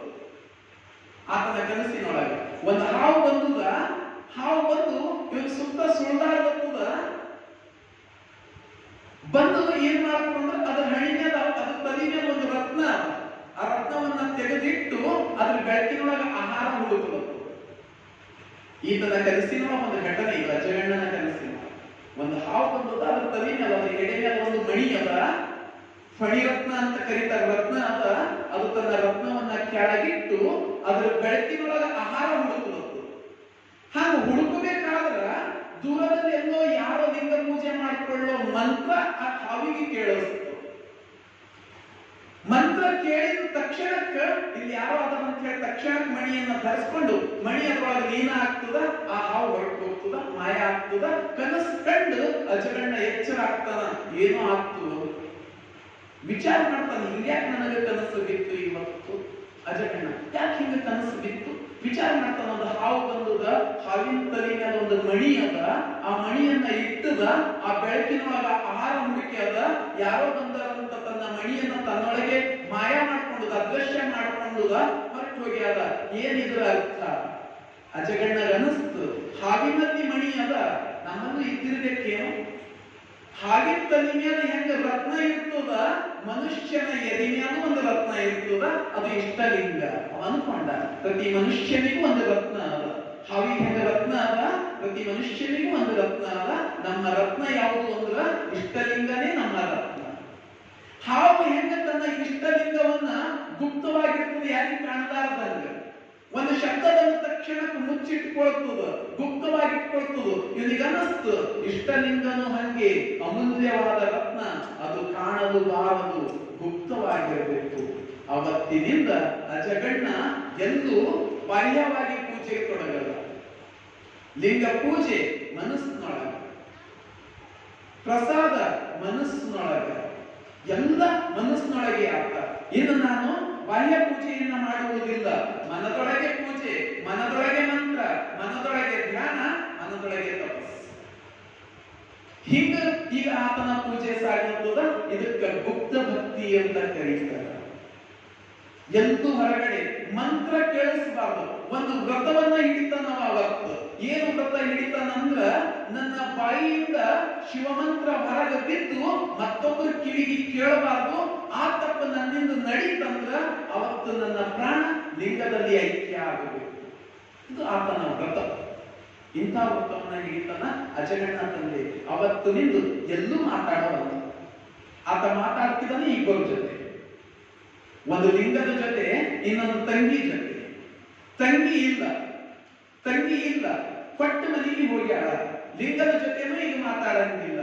ಗುಪ್ತ ಭಕ್ತಿ, ಜೋರಾಗಿ ಮಾತಾಡಂಗಿಲ್ಲ, ಮೌನಿ ಆಗಿಬಿಟ್ಟಾನ ಅವತ್ತಿನಿಂದ ಅಜಗಣ್ಣ. ಯಾರ ಜೊತೆ ಬೆರೆಯಂಗಿಲ್ಲ, ಯಾರ ಜೊತೆ ಮಾತಾಡಂಗಿಲ್ಲ. ಊರ್ ಜನ ಅಂತಿರಂತು ಇವ ಹುಚ್ಚಾಗ್ಯಾನ ಅಜಗಣ್ಣ.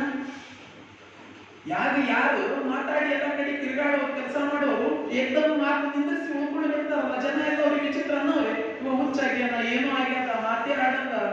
ಅದಕ್ಕ ಹಂಗಿದ್ದ ಈತ ಶರಣ, ಹಂಗಾದ ಈತ ಶರಣ ಅಜಗಣ್ಣ.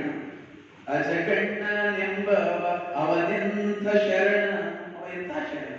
ಅಜಗಣ್ಣನೆಂಬವ ಅವನೆಂಥ ಶರಣನು, ಬಾಯಿದ್ದು ಮೌನ ಆಗ್ಯಾನ, ಬಾಯಿದ್ದು ಮೌನ ಆಗ್ಯಾನ ಅಜಗಣ್ಣ, ಅದರೊಳಗೆ ಶಿವನ ಕಂಡಾನ. ಮೌನದೊಳಗಿದ್ದೇ ಶಿವನನ್ನ ಕಂಡಾತ ಅಜಗಣ್ಣ. ಇಂಥ ಸ್ಥಿತಿ ಆತ. ಇದು ಗುಪ್ತ ಭಕ್ತಿ. ಆತ ಲಿಂಗವನ್ನ ಯಾರಿಗೂ ತೋರ್ಪಡ್ತಿರಲಿಲ್ಲ ಅಂತ. ಯಾವಾಗ ಒಂದು ಸರ್ತಿ ಎಲ್ಲಿ ನಿನ್ನ ಲಿಂಗ ತೋರು ಅಂದ್ರ ಎಲ್ಲರೂ ಲಿಂಗ ನೋಡ್ತಾರೋ ಅಂತ ಆ ಲಿಂಗವನ್ನ ಬಾಯೊಳಗಿಟ್ಟು ನುಂಗಾಟ ಬಿಟ್ಟ ಅಂತ. ಅವತ್ತಿನಿಂದ ಲಿಂಗನೇ ಆತನ ಅಂಗದೊಳಗ. ಅದು ಅಂಗದೊಳಗೆ ಲಿಂಗ ಪ್ರಕಾಶಮಾನವಾಗಿ ಹೊಳಿತಿತ್ತಂತ. ಇದು ಅಜಗಣ್ಣನ ಗುಪ್ತ ಭಕ್ತಿ. ಇಂಥ ಶರಣನಿಂದ ಅಜಗಣ್ಣ. ಇಂಥ ಅಜಗಣ್ಣ ಒಂದು ಸರ್ತಿ ಪೂಜೆ ಮಾಡಬೇಕಾದ್ರ, ಗುಪ್ತ ಭಕ್ತಿಯನ್ನ ಮಾಡಬೇಕಾದ್ರ ಆತನಿಗೆ ಗೊತ್ತಾಗಲಾರ್ದನೆ ಭಕ್ತಿಯೊಳಗಿಷ್ಟು ಲೀನ ಆಗ್ತಾನ, ಇಷ್ಟು ತನ್ಮಯನಾಗಿ ದೇವರ ಪೂಜೆಯನ್ನ ಭಕ್ತಿಯನ್ನ ಮಾಡ್ತಾ ಇರ್ತಾನ. ಅವನಿಗೆ ಗೊತ್ತಾಗಲಾರ್ದೇನೆ ಮಂತ್ರ ಅವನ ಬಾಯಿಯಿಂದ ಹೊರಗೆ ಬಂದು ಬಿಡುತ್ತದ. ಹೊರಗೆ ನಿಂತು ಜನ ಕೇಳ್ತಾರ. ಹಿಂಗೊಂದು ಘಟನೆ ನಡೀತು. ಅವನ ಬಾಯಿಯಿಂದ ಮಂತ್ರ ಹೊರಗೆ ಬಂತು, ಯಾರು ಕೇಳಿದ್ರು. ಆತ ಪರೇಶಾನ, ನನಗೆ ಗೊತ್ತಾಗ್ತಾದೆ ಹೆಂಗ ಮಂತ್ರ ಹೊರಗೆ ಬಂತು. ಈಗ ಈ ಅಂಗಕ್ಕ ಈಗ ಸಂಘ ಇಲ್ಲ, ಇದು ಲಿಂಗದ ಸಂಘ. ಮನಸ್ಸೊಳಗೆ ನಿಶ್ಚಯ ಮಾಡ್ತಾನೆ, ಶರಣ ಹೆಂಗಿದ್ರು ಅಂದ್ರ ಹಿಡಿದ ವ್ರತವ ಬಿಡದಿದ್ದರೆ ಅದೇ ಮಹಾಜ್ಞಾನದ ಆಚರಣೆ. ನಿಜವಾಗ್ಲೂ ಜ್ಞಾನದ ಆಚರಣೆ ಅಂದ್ರೆ ಏನು? ಜ್ಞಾನದ ಆಚರಣೆ ಅಂದ್ರ ನಾವು ಹಿಡಿದಿರ್ತಕ್ಕಂಥ ವ್ರತವನ್ನ ಬಿಡದೇ ಇರುವುದು. ಅಜಗಣ್ಣ ವ್ರತವನ್ನ ಪಾಲಿಸಿಕೊಂಡು ಬರ್ತಾ ಇದ್ದ. ಏನು ವ್ರತ? ಗುಪ್ತ ಭಕ್ತಿಯ ವ್ರತ. ಬಾಯಿಂದ ಶಬ್ದ ಮಂತ್ರ ಹೊರ ಬರಬಾರದು, ಕೈಯ ಲಿಂಗ ಮತ್ತೊಬ್ಬರಿಗೆ ಕಾಣಬಾರದು. ಆತಂದು ಗುಪ್ತ ಭಕ್ತಿ. ಆದ್ರೆ ಅದು ಏನಾಯ್ತು? ಇವತ್ತು ಬಯಲಾಗ್ತು. ನನ್ನ ಮಂತ್ರ ತಪ್ಪಿ ಬಾಯಿಂದ ಹೊರ ಬಂತು. ಹೀಗಾಗಿ ಇನ್ನೇನು ಮಾಡಿ ಹಳಹಳಿಸ್ತಾನ. ಪರಿತಪಿಸ್ತಾನು, ಗೋಳಾಡ್ತಾನು, ಹೇಳ್ಕೊಳ್ಳಕ್ಕ ತಂಗಿ ಇಲ್ಲ. ಏನು ಜೀವನದಾಗ ಬಂದ್ರು ಆತ ಮುಕ್ತವಾಗಿ ಚರ್ಚೆ ಮಾಡೋ ತಂಗಿ ಜೊತೆ ಮಾತ್ರ, ಆದ್ರೆ ತಂಗಿನೂ ಇಲ್ಲ. ಆತ ಕೂತು ಬಿಡ್ತಾನ ಇನ್ನೇನು ಲಿಂಗದ ಸಂಘ. ತಂಗಿಯನ್ನ ಬಿಟ್ರೆ ಆತನಿಗಿರೋದು ಲಿಂಗ, ಇನ್ನೊಂದಂದ್ರೆ ಲಿಂಗನೇ. ಲಿಂಗ ಪೂಜೆಯೊಳಗೆ ಕೂತು ಬಿಡ್ತಾನ, ಲಿಂಗವನ್ನ ನೋಡ್ತಾನ. ದೃಷ್ಟಿ ಲಿಂಗದೊಳಗ, ಮನಸ್ಸು ಲಿಂಗದೊಳಗ, ಪ್ರಾಣ ಲಿಂಗದೊಳಗ. ಪ್ರಾಣವನ್ನ ಲಿಂಗದ ಸ್ಥಿತಿಗೆ ಏರಿಸ್ತಾನ. ಲಿಂಗ ಸ್ಥಿತಿಗೆ ಹೋಗಿ ಪ್ರಾಣ ಲಿಂಗದೊಳಗೆ ಐಕ್ಯ ಆಗ್ತದ. ಅಜಗಣ್ಣ ಹಾಗೆ ಉಳಿದು ಬಿಡ್ತಾನ. ಶರೀರಿ ಮಾತ್ರ ಉಳ್ಕೊಳ್ತದ, ಶರೀರಿಯಾಗಿ ಉಳ್ಕೊಳ್ತಾನ. ಪ್ರಾಣ ಇಲ್ಲ. ಈಗ ಅಜಗಣ್ಣ ಲಿಂಗೈಕ್ಯನಾದ. ಇಂಥವನು ಒಬ್ಬ ಶರಣ. ಹಿಡಿದ ವ್ರತವ ಬಿಡದಿದ್ದರೆ ಅದು ಮಹಾಜ್ಞಾನದ ಆಚರಣೆ ಅಂತ ತಿಳ್ಕೊಂಡು, ವ್ರತ ಭಂಗವಾಗಬಾರದು ಅಂತ ತಿಳ್ಕೊಂಡಿದ್ದ, ಗುಪ್ತ ಭಕ್ತಿ ಪ್ರಚುರವಾಗಬಾರದು ಅಂತ ತಿಳ್ಕೊಂಡಿದ್ದ. ಅದಕ್ಕೋಸ್ಕರ ತನ್ನ ಪ್ರಾಣವನ್ನೇ ತ್ಯಾಗ ಮಾಡಿ ಲಿಂಗೈಕ್ಯನಾಗಿರ್ತಕ್ಕಂಥ ಮಹಾಶರಣ ಅಜಗಣ್ಣ ಈತ. ಹೀಗೆ ಇಲ್ಲಿ ಲಕ್ಕುಂಡಿಯಲ್ಲಿ ದೇಹ ತ್ಯಾಗ ಮಾಡಿದ, ಲಿಂಗೈಕ್ಯನಾದ. ಅಲ್ಲಿ ತಂಗಿ ಮೊಸರು ಕೆಡಿತಾ ಇದ್ದಾಳ. ಮೊಸರು ಯಾಕೋ ಗಟ್ಟಿಯಾಗ್ಯಾವ, ನನ್ನ ಸೀರೆ ನಿರಿಗೆಗಳು ಯಾಕೋ ಸಡಿಲಾಗ್ಯಾವ. ಆಕೆ ಚಿಂತಿ, ಏನಾಗ್ತೋ ನನ್ನ ಅಣ್ಣನಿಗೆ. ಚಿಂತಿಯೊಳಗ ಏನಾಗ್ತೋ ನನ್ನ ಅಣ್ಣನಿಗೆ. ಅಷ್ಟ್ರಾಗ ಸುದ್ದಿ ಹೋಗ್ಯಾರ. ಹೆಂಗ್ ಹೋಗ್ಯಾರ ಸುದ್ದಿ? ಕಡುಕೋರ ಸುದ್ದಿಯು ಬಂದಾದ ಒಂದಿನ, ಅಜಗಣ್ಣ ದೇಹ ಬಿಟ್ಟಾನ. ಅಜಗಣ್ಣ ದೇಹ ಬಿಟ್ಟಾನ. ಮುಕ್ತಾಯಿ ಕೇಳಿತಾ ನೆಲಕ್ಕ ಬಿದ್ದಾಳ. ಅಜಗಣ್ಣ ಎಲ್ಲಿಂದ ಆತ ದೇಹ ಬಿಟ್ಟ. ಸುದ್ದಿ ಹೋಗಿ ಮುಕ್ತ್ಯಾದ ಮಸಳದಲ್ಲಿ ಆಷಾಢ ಗ್ರಾಮ. ಶಬ್ದ ಕಿವಿಗೆ ಬಿದ್ದ ತಕ್ಷಣಕ್ಕೆ ನೆಲಕ್ಕ ಬಿದ್ದಾಳ. ನನ್ನ ಅಣ್ಣ ಇಲ್ಲ, ನನ್ನ ಗುರು ಇಲ್ಲ, ನನ್ನ ತಂದೆ ಇಲ್ಲ. ಎಷ್ಟೊಂದು ಪ್ರೀತಿ ಇತ್ತು. ಹೆಂಗ ಬೆಳೆಸ್ಯಾನ ಆತ ಅಜಗಣ್ಣ ತಂಗಿಯನ್ನು. ಆತನೇ ಈಗಿಲ್ಲ. ಓಡೋಡಿ ಬರ್ತಾಳ. ಹೆಂಗ ಬರ್ತಾಳ ಗೊತ್ತಾಗ್ತಾ ಇಲ್ಲ. ಜನಪದ ಹೇಳ್ತಾರ, ಬೆಳ್ಳಿಯನ್ನ ಕೊಂಡು ಬಂದಾರ. ಈಗ ಯಾರು ಚಿಂತೆ ಇಲ್ಲ. ಓಡ್ತಾಳ ಓಡ್ತಾಳ ಓಡ್ತಾಳ, ಬಂದು ಲಕ್ಕುಂಡಿಯನ್ನ ಮುಟ್ತಾಳ. ಇಲ್ಲಿ ಬಂದು ಮುರಾಡಿ ಅಳ್ತಾಳ. ಆಕೆಯ ದುಃಖ ಆಕೆಗಷ್ಟೇ ಗೊತ್ತು. ಆಕೆಯನ್ನು ಹೊರತುಪಡಿಸಿ ಆ ಲಿಂಗಕ್ಕೆ ಗೊತ್ತು. ಅಷ್ಟೊಂದು ದುಃಖ. ಯಾಕಂದ್ರ ತಂದೆ ಅವನೇ, ತಾಯಿ ಅವನೇ, ಅಣ್ಣ ಅವನೇ, ಗುರು ಅವನೇ, ಎಲ್ಲವೂ ಸರ್ವಸ್ವ ಅಂತವನಿಲ್ಲ. ಯಾಗಿತ್ತು ಆಕೆಯ ಸ್ಥಿತಿ? ಮುಕ್ತಾಯಕ್ಕನ ಸ್ಥಿತಿ ಹೆಂಗಿತ್ತು? ಪಾದಕ ಬಿದ್ದಾಳ, ಗೋರ್ಯಾಡಿ ಅಳತಾಳ, ಹಕ್ಯಾಂಗ ಬಾಯಿ ಬಿಟ್ಟಾಳ. ಹಕ್ಯಾಂಗ ಬಾಯಿ ಬಿಡತಾಳ. ಮುಕ್ತಾಯಿ ದುಃಖಕ್ಕ ಕಲ್ಲೇ ಕರಿಯಾವ. ಆಕೆಯ ದುಃಖ ಹಕ್ಕಿ ಹಂಗ ಬಾಯಿ ಬಿಡ್ಬೇಕಾಳ. ಎಲ್ಲಿ ನನ್ನ ಅಣ್ಣ ಅಜಗಣ್ಣ, ಎಲ್ಲಿ ನನ್ನ ತಂದೆ ಆಗ್ತ. ಅದಕ್ಕೆ ಅವಳ ದುಃಖಕ್ಕ ಕಲ್ಲುಗಳ ಕರಿಯಾವಂತ. ಅಷ್ಟು ದುಃಖ, ಅಷ್ಟು ಪರಿತಪಿಸ್ತಳಕ್ಕಿ. ಅಜಗಣ್ಣನ ತಂಗಿಯು ಪರದೇಶಿಯಾಗ್ಯಾಳ. ಪ್ರದೇಶ ಆಗ್ಬಿಟ್ಟ, ಯಾರು ಇಲ್ಲ ಇಲ್ಲಿ. ಅಜಗಣ್ಣನ ತಂಗಿಯು ಪರದೇಶಿಯಾಗ್ಯಾಳ. ಅಂಬರಕ ಬಾಯಿ ಬಿಟ್ಟಾಳ. ಅಂಬರಕ ಬಾಯಿ ಬಿಟ್ಟಾಳ. ತಂಗಿಗೆ ಕಣ್ಣೀರ ಒರೆಸುವರು ಯಾರಿಲ್ಲ. ಕಣ್ಣೀರು ಒರೆಸುವರು ಯಾರಿಲ್ಲ. ಅಷ್ಟೊಂದು ಗೋರ್ಯಾಡಿ ಆಡ್ತಾಳ, ಹೊರಗಾಡಿ ಆಡ್ತಾಳ. ನನ್ನ ಅಣ್ಣ ಎಲ್ಲಿ, ನನ್ನ ಅಜಗಣ್ಣ ಎಲ್ಲಿ, ನನ್ನ ತಂದೆ ಎಲ್ಲಿ. ದುಃಖ ಒತ್ತರಿಸಿಕೊಂಡು ಬರ್ತದ. ಬದುಕಬೇಕ, ಬದುಕಬಾರ್ದ, ಏನು ಗೊತ್ತಾಗಲಾರದ ಸ್ಥಿತಿ. ಗಂಡನ ಮನೆಯವರು ಸಮಾಧಾನ ಮಾಡ್ತಾರೆ. ಎಷ್ಟು ಸಮಾಧಾನ ಮಾಡಿದ್ರು ಜೀವ ಕೇಳೋದು. ಸಾಮಾನ್ಯ ತವ್ರ ಕಡೆ ಘಟನೆ ಅಂದ್ರೆ ಯಾರ ಮನಸ್ಸು ಕೇಳೋದು. ಅದ್ರಾಗ ತಂದಿ ಆದವನು, ತಾಯಿ ಆದವನು, ಅಣ್ಣನಾದವನು, ಗುರು ಆದವನು, ಸರ್ವಸ್ವವೂ ಆದವನು ಏನಿಲ್ಲ ಅಂದ್ರೆ ಯಾರಿಗೂ ತಡ್ಕೊಳಕ್ಕಾಗಲ್ಲ. ಆಕೆಯ ದುಃಖ ಎಂತದ್ದು? 2 ದಿವಸ, 3 ದಿವಸ, 5 ದಿವಸ, ತಿಂಗಳು ದುಃಖ ಕಡಿಮೆ ಆಗಲ್ಲ. ಒತ್ತರಿಸಿಕೊಂಡೇ ಬರ್ತದೆ. ಇನ್ನೊಬ್ಬಕ್ಕೆ ಗೆಳತಿ ಬರ್ತಾಳ ಸತ್ಯಕ್ಕ. ನಿನ್ನೇನೆ ನೋಡಿದ್ದೀನಿ. ಸತ್ಯಕ್ಕ ಬರ್ತಾಳ. ಇದೆಂತ ದುಃಖ. ಅದಕ್ಕ ಆಕೆ ಬಂದು ಇವಳು ಎದುರಿಗೆ ನಿಂತು ಯಾಕೆ ಕಷ್ಟ ಇಷ್ಟೊಂದು ದುಃಖ ಪಡ್ತಾ ಇದ್ದಿ ಹೇಳ್ತಾಳಾಕಿ, ಯಾಕೆ ನೀನ್ ಇಷ್ಟು ಕಷ್ಟ ಪಡ್ತಾ ಇದ್ದಿ, ಹಿಂಗ್ಯಾಕೆ ದುಃಖ ಪಡ್ತಾ ಇದ್ದಿ, ಸಮಾಧಾನ ತಂದುಕೊ. ಆಕೆ ಗೆಳತಿ ಅಂತ ಬಂದಾಳ, ಗೆಳತಿಯಲ್ಲಿ ದುಃಖ ತೋಡ್ಕೊಳ್ತಾಳ. ತನ್ನ ದುಃಖ ತೋಡ್ಕೊಂಡು ಹೆಂಗ ನಾನು ಬದುಕಲಿ, ಈ ಅಜಗಣ್ಣ ತಂದೆಯನ್ನಗಲಿ ನಾನೆಂತೂ ಸೈರಿಸುವೆನಯ್ಯ ತಾಯಿ, ನನ್ನ ಅಣ್ಣ ಅಜಗಣ್ಣನನ್ನ ಬಿಟ್ಟು ಅವನನ್ನಾಗಲಿ ನಾನು ಹೆಂಗ ತಾಳ್ಕೊಂಡು ಇರಲಿ. ಅದಕ್ಕಾಗಿ ಹೇಳ್ತಾಳ, ಭಕ್ತರಿಗೆ ಶೋಕ ದುಃಖ ಉಂಟೆ ಅಯ್ಯ. ನಿನ್ನೇನೆ ಚರ್ಚೆ ಮಾಡಿದ್ವಿ, ಅದನ್ನ ಕಳ್ಸಕ್ ಹೋಗಲ್ಲ. ಇನ್ನು ಮುಂದ ಅಲ್ಲಮ ಪ್ರಭುವಿನೊಂದಿಗೆ ಚರ್ಚೆ. ಒಂದು ಮಾತು ಹೇಳ್ತಾರ ಸತ್ಯಕ್ಕ, ಏನ್ ಹೇಳ್ತಾರ, ಮಂತ್ರ ಭಿನ್ನವಾಯಿತೆಂದು ಕಂತೆಯ ಬಿಡುವರೆ ಅರಿವುಳ್ಳವರು. ತನ್ನ ಮಂತ್ರ ಭಿನ್ನ ಆಗಿರುವಂತ ಈ ದೇಹವನ್ನ ತ್ಯಾಗ ಮಾಡುವುದು ಅರಿವುಳ್ಳವರು ಹಾಗೆ ಮಾಡಬಹುದೇನು, ಅಜಗಣ್ಣ ಹೀಗೆ ಮಾಡಬಹುದಿತ್ತ ಪ್ರಶ್ನೆ ಸತ್ಯಕ್ಕಂದು. ಅದು ದ್ವೇಷವಲ್ಲದೆ ಅರಿವಿಗೆ ಸಂಬಂಧವಲ್ಲ. ಆ ಮಂತ್ರ ಸರ್ವರ ಆಧಾರ, ಸರ್ವರ ಆತ್ಮ ಬೀಜವೆಂದರಿಯದೆ ಕೇಸರಿಯ ಕನಸ ಕಂಡ ವಾರುಣದಂತೆ ಈ ಭಾಷೆ ಹೀನರಿಗೆ ಶಂಭುಜಕ್ಕೇಶ್ವರ. ಇದು ಹೆಂಗಾಗ್ಯದಂದ್ರ ಕನಸಿನೊಳಗ ಸಿಂಹ ನೋಡಿ ಹಗಲ ತಂಜಿನಂಗ ಆಗೋಗ್ತದೆ. ಕನಸಿನೊಳಗ ಸಿಂಹವನ್ನ ನೋಡಿ ಎದ್ದ ಅಂಜಿನ, ಕನಸಿನಾಗಿರ್ತಕ್ಕಂಥ ಸಿಂಹ ನಮಗೇನು ಮಾಡ್ತದ, ಅದಕ್ಕೆ ಕನಸು ಕಂಡಂಗ. ಅದಕ್ಕ ಮಂತ್ರ ಭಿನ್ನ ಆಯ್ತು ಅಂತ ಕಂತೆಯನ್ನ ಬಿಡಬಹುದೇನು, ಅರಿವಿದ್ದವರೇ ಹೀಗೆ ಮಾಡಿದ್ರ ಸಾಮಾನ್ಯ ಜನರ ಸ್ಥಿತಿ ಏನು, ಬುದ್ಧಿ ಮಾತು ಹೇಳ್ತಾರ. ಹಾಗೆಯೇ ಶೋಕ ಪಡಬೇಡ, ದುಃಖ ಪಡಬೇಡ. ಯಾಕಂದ್ರ ಶರಣರಾದವರಿಗೆ ತನ್ನವರು ಪರರು ಅನ್ನೋದಿರಲ್ಲ. ಅದಕ್ಕ ತನ್ನವರು ಹೋಗ್ಯಾರಂತ ದುಃಖ ಪಡಬಾರದು, ಸಮಾಧಾನವನ್ನ ಹೇಳ್ತಾರ. ಇದನ್ನ ನಾವು ನಿನ್ನೆ ಚರ್ಚೆ ಮಾಡಿ ಸಮಾಧಾನ ಮಾಡಿ ಸತ್ಯಕ್ಕಳೇನೋ ಸಮಾಧಾನ ಮಾಡುದು, ಆದ್ರೆ ಮುಕ್ತಾಯಕ್ಕೆ ಸಮಾಧಾನ ಆಗ್ಬೇಕು. ಯಾಕಂದ್ರ ಅಣ್ಣನೊಂದಿಗೆ ಅಂತಹ ಸಮಾಧಾನ. ಸತ್ಯಕ್ಕ ಸಮಾಧಾನ ಮಾಡಷ್ಟು ಮಾಡಿದ್ರು ತನ್ನ ಊರಿಗೆ ತಾನು ಹೊರಟೋದು. ಆದ್ರೆ ಮುಕ್ತಾಯಕ್ಕನ ದುಃಖ ಕರಗಿಲ್ಲ, ಇನ್ನ ದುಃಖ, ದುಃಖದೊಳಗೆ ಆಕೆ ತನ್ನ ದಿನ ಕಳೀತಾ ಇದ್ದಾಳ. ಅದೇ ದಾರಿಯೊಳಗ ಬರ್ತಾರ ಅಲ್ಲಮ ಪ್ರಭುದೇವಿ.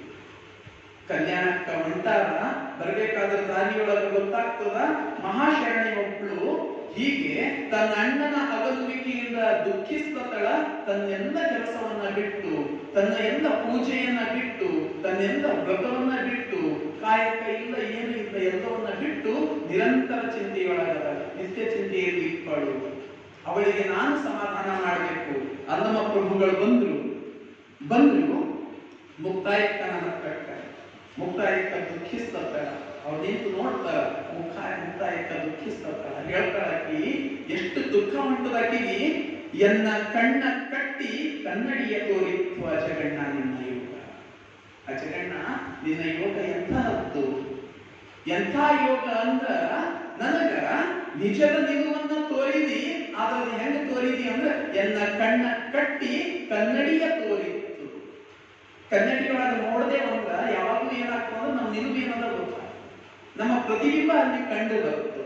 ಆದ್ರೆ ಅದೇ ಕಣ್ಣಿಗೆ ಪಟ್ಟಿ ಕಟ್ಟಿ ನೋಡಿದ್ರೆ ಅಜಗಣ್ಣ ನೀನು ನನಗೆ ತೋರಿಸಿದ್ದು ಹೀಗ ಆಗೋಗ್ತು, ನಿಜವಾದ ಸತ್ಯದ ನಿಲುವನ್ನು ನನಗೆ ಹೇಳಿಲ್ಲ, ಅಥವಾ ನನಗೆ ಹೇಳಿದ್ದು ಸುಳ್ಳು, ಅಥವಾ ನನಗೆ ಹೇಳಿದ ಪ್ರಕಾರ ನೀನ್ ನಡ್ಕೊಂಡಿಲ್ಲ. ಇದು ಮುಕ್ತಾಯಕ್ಕನ ತುಮುದಯ.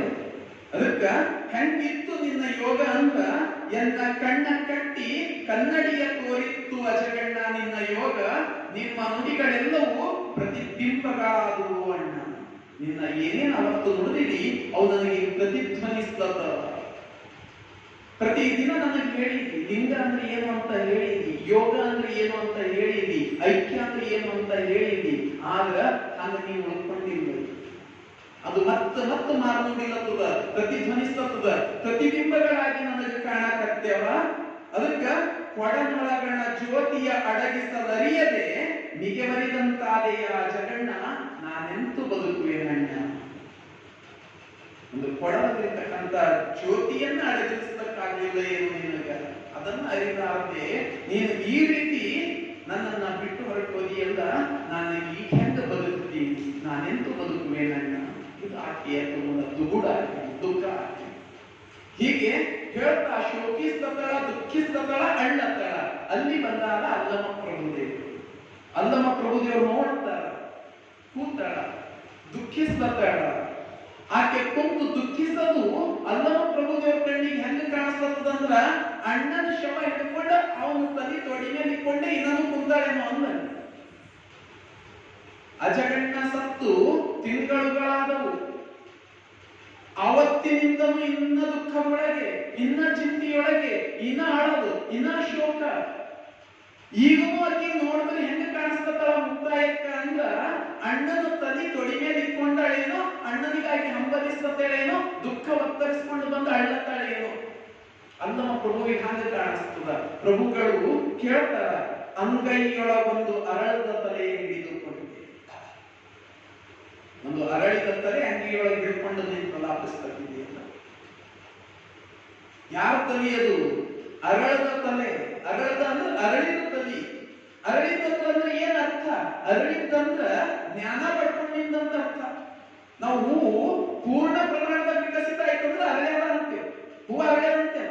ಯಾವಾಗ ಅರಳ್ಯದಂತೇವು? ಅದು ಪೂರ್ತಿ ಬಿಚ್ಚತಂದ್ರ ಅಂತೇವು. ಅಜಗಣ್ಣ ಹಂಗಿದ್ದ ಪೂರ್ತಿ ಬಿಚ್ಚಿರ್ತಕ್ಕಂತ ವ್ಯಕ್ತಿತ್ವ ಒಂದು. ಪರಿಪೂರ್ಣ ವ್ಯಕ್ತಿ ಆತ ಅಜಗಣ್ಣ. ಪೂರ್ತಿ ಅರಳಿದವ. ಅವನ ತಲೆಯನ್ನ ಹಿಡಿದುಕೊಂಡು ಪರಿತಪಿಸ್ತಾ ಇದ್ದೀಯಲ್ಲ, ಯಾರ ನೀನು? ಪ್ರಭುದೇವರು. ಅಂಗೈಯೊಳಗೊಂದು ಅರಳದ ತಲೆಯ ಹಿಡಿದುಕೊಂಡು ಕಂಗಳ ಮುಕ್ತ ಪವಣಿಸುವಾಕೆ ನೀನಾರು ಹೇಳ. ಅಂಗೈಯೊಳಗ ಒಂದು ಅರಳಿರುವ ತಲೆಯನ್ನ ಹಿಡಿದುಕೊಂಡು ಕಂಗಳ ಮುತ್ತನ್ನ ಪೋಣಿಸುತ್ತಿರುವೆ. ಕಂಗಳ ಮುತ್ತು, ಕಣ್ಣುಗಳು. ಕಣ್ಣಿನಿಂದ ಹನಿ ಬರ್ತದಲ್ಲ, ಆ ಹನಿಗಳೇ ಮುತ್ತಂತ ತಿಳ್ಕೊಂಡು ಅವನು ಕೊರಳಿನ ಸುತ್ತ ಪೋಣಿಸ್ತದಿದೆಯಲ್ಲ. ನಿನ್ನ ಕಂಗಳ ಹನಿಯ ಮುತ್ತಿನ ಸರಗಳಾಗಿ ಆತನ ಮೇಲೆ ಬಿದ್ದು ಈ ರೀತಿ ದುಃಖಿಸ್ತದಿದೆಯಲ್ಲ, ನೀನು ಆರು ತಾಯೇ ಅಲ್ಲವ ಪ್ರಭುದೇವರು. ಸಂಪಕ್ಕೆ ಎರಳ ತುಂಬಿ ಬಂದುಂಬ ಭೇದವನರಿಯ. ಇಷ್ಟು ಜನ ಇಲ್ಲಿ ಸಂತು, ಇಷ್ಟು ಶರಣರು ಎಲ್ಲ ಬಂದು ನಿನ್ನನ್ನ ನೋಡ್ತಾ ನಿಂತ ಹೆಂಗ ತುಂಬಿ ಬಂದಂತೆ ದುಂಬಿಗಳು ಅರಳಿರ್ತಕ್ಕಂಥ ಹೂವಿನ ಮೇಲೆ ಕೂಡಕ್ಕ ಹೆಂಗ ದುಂಬಿಗಳು ಬರ್ತಾವಂತ. ಅಜಗಣ್ಣನೆನ್ನುವ ಪರಿಪೂರ್ಣ ವ್ಯಕ್ತಿಯ ಜ್ಞಾನವನ್ನ ಪಡೆಯಕ್ಕೆ ಜನ ಎಲ್ಲ ಬರ್ತಿದ್ರು. ಇವತ್ತು ನಿನ್ನಿಂದ ಜ್ಞಾನವನ್ನ ಪಡೆಯಕ್ಕೆ ಬಂದಾರ. ಅದನ್ನ ಲೆಕ್ಕಿಸದೆ ನೀನು ಇನ್ನೂ ನನ್ನ ಕೈಯೊಳಗ ಅಜಗಣ್ಣ ತಂದೆಯ ತಲೆಯದ ಅಂತ ಹೇಳಿ ದುಃಖಿಸ್ತಾ ಕುಂತಿದೆಯಲ್ಲ, ಇದೆಂತ ಪರಿ? ನೀನು ಯಾರು? ಪ್ರಭುದೇವರು ಕೇಳ್ತಾ ಇದ್ದಾರೆ. ಹಂಬಲಿಸುವ ಈ ಪರಿತಾಪ ಎಂಥದ್ದು? ಒಂದೆಂಬೆನೆ ಎರಡಾಗಿದೆ, ಎರಡೆಂಬೆನೆ ಒಂದಾಗಿದೆ. ಆಶ್ಚರ್ಯ, ನನಗಿದು ಆಶ್ಚರ್ಯ. ಪ್ರಭುದೇವರು ಅಂತಾರ, ನಾನು ಒಂದನ್ಕೋತೀನಿ, ಎರಡಾಗ್ಯದ. ಅಜಗಣ್ಣ ನೀನು ಒಂದಂತ ಅನ್ಕೊಂಡಿನಿ, ಎರಡಾಗ್ಯದ. ಭಿನ್ನ ಅನ್ನಂಗ ಮಾಡತ್ತೀರಿ. ಆತ ಬಿಟ್ಟು ಹೋಗ್ಯಾನ ಅಂತ ದುಃಖಿಸ್ತೀವಿ.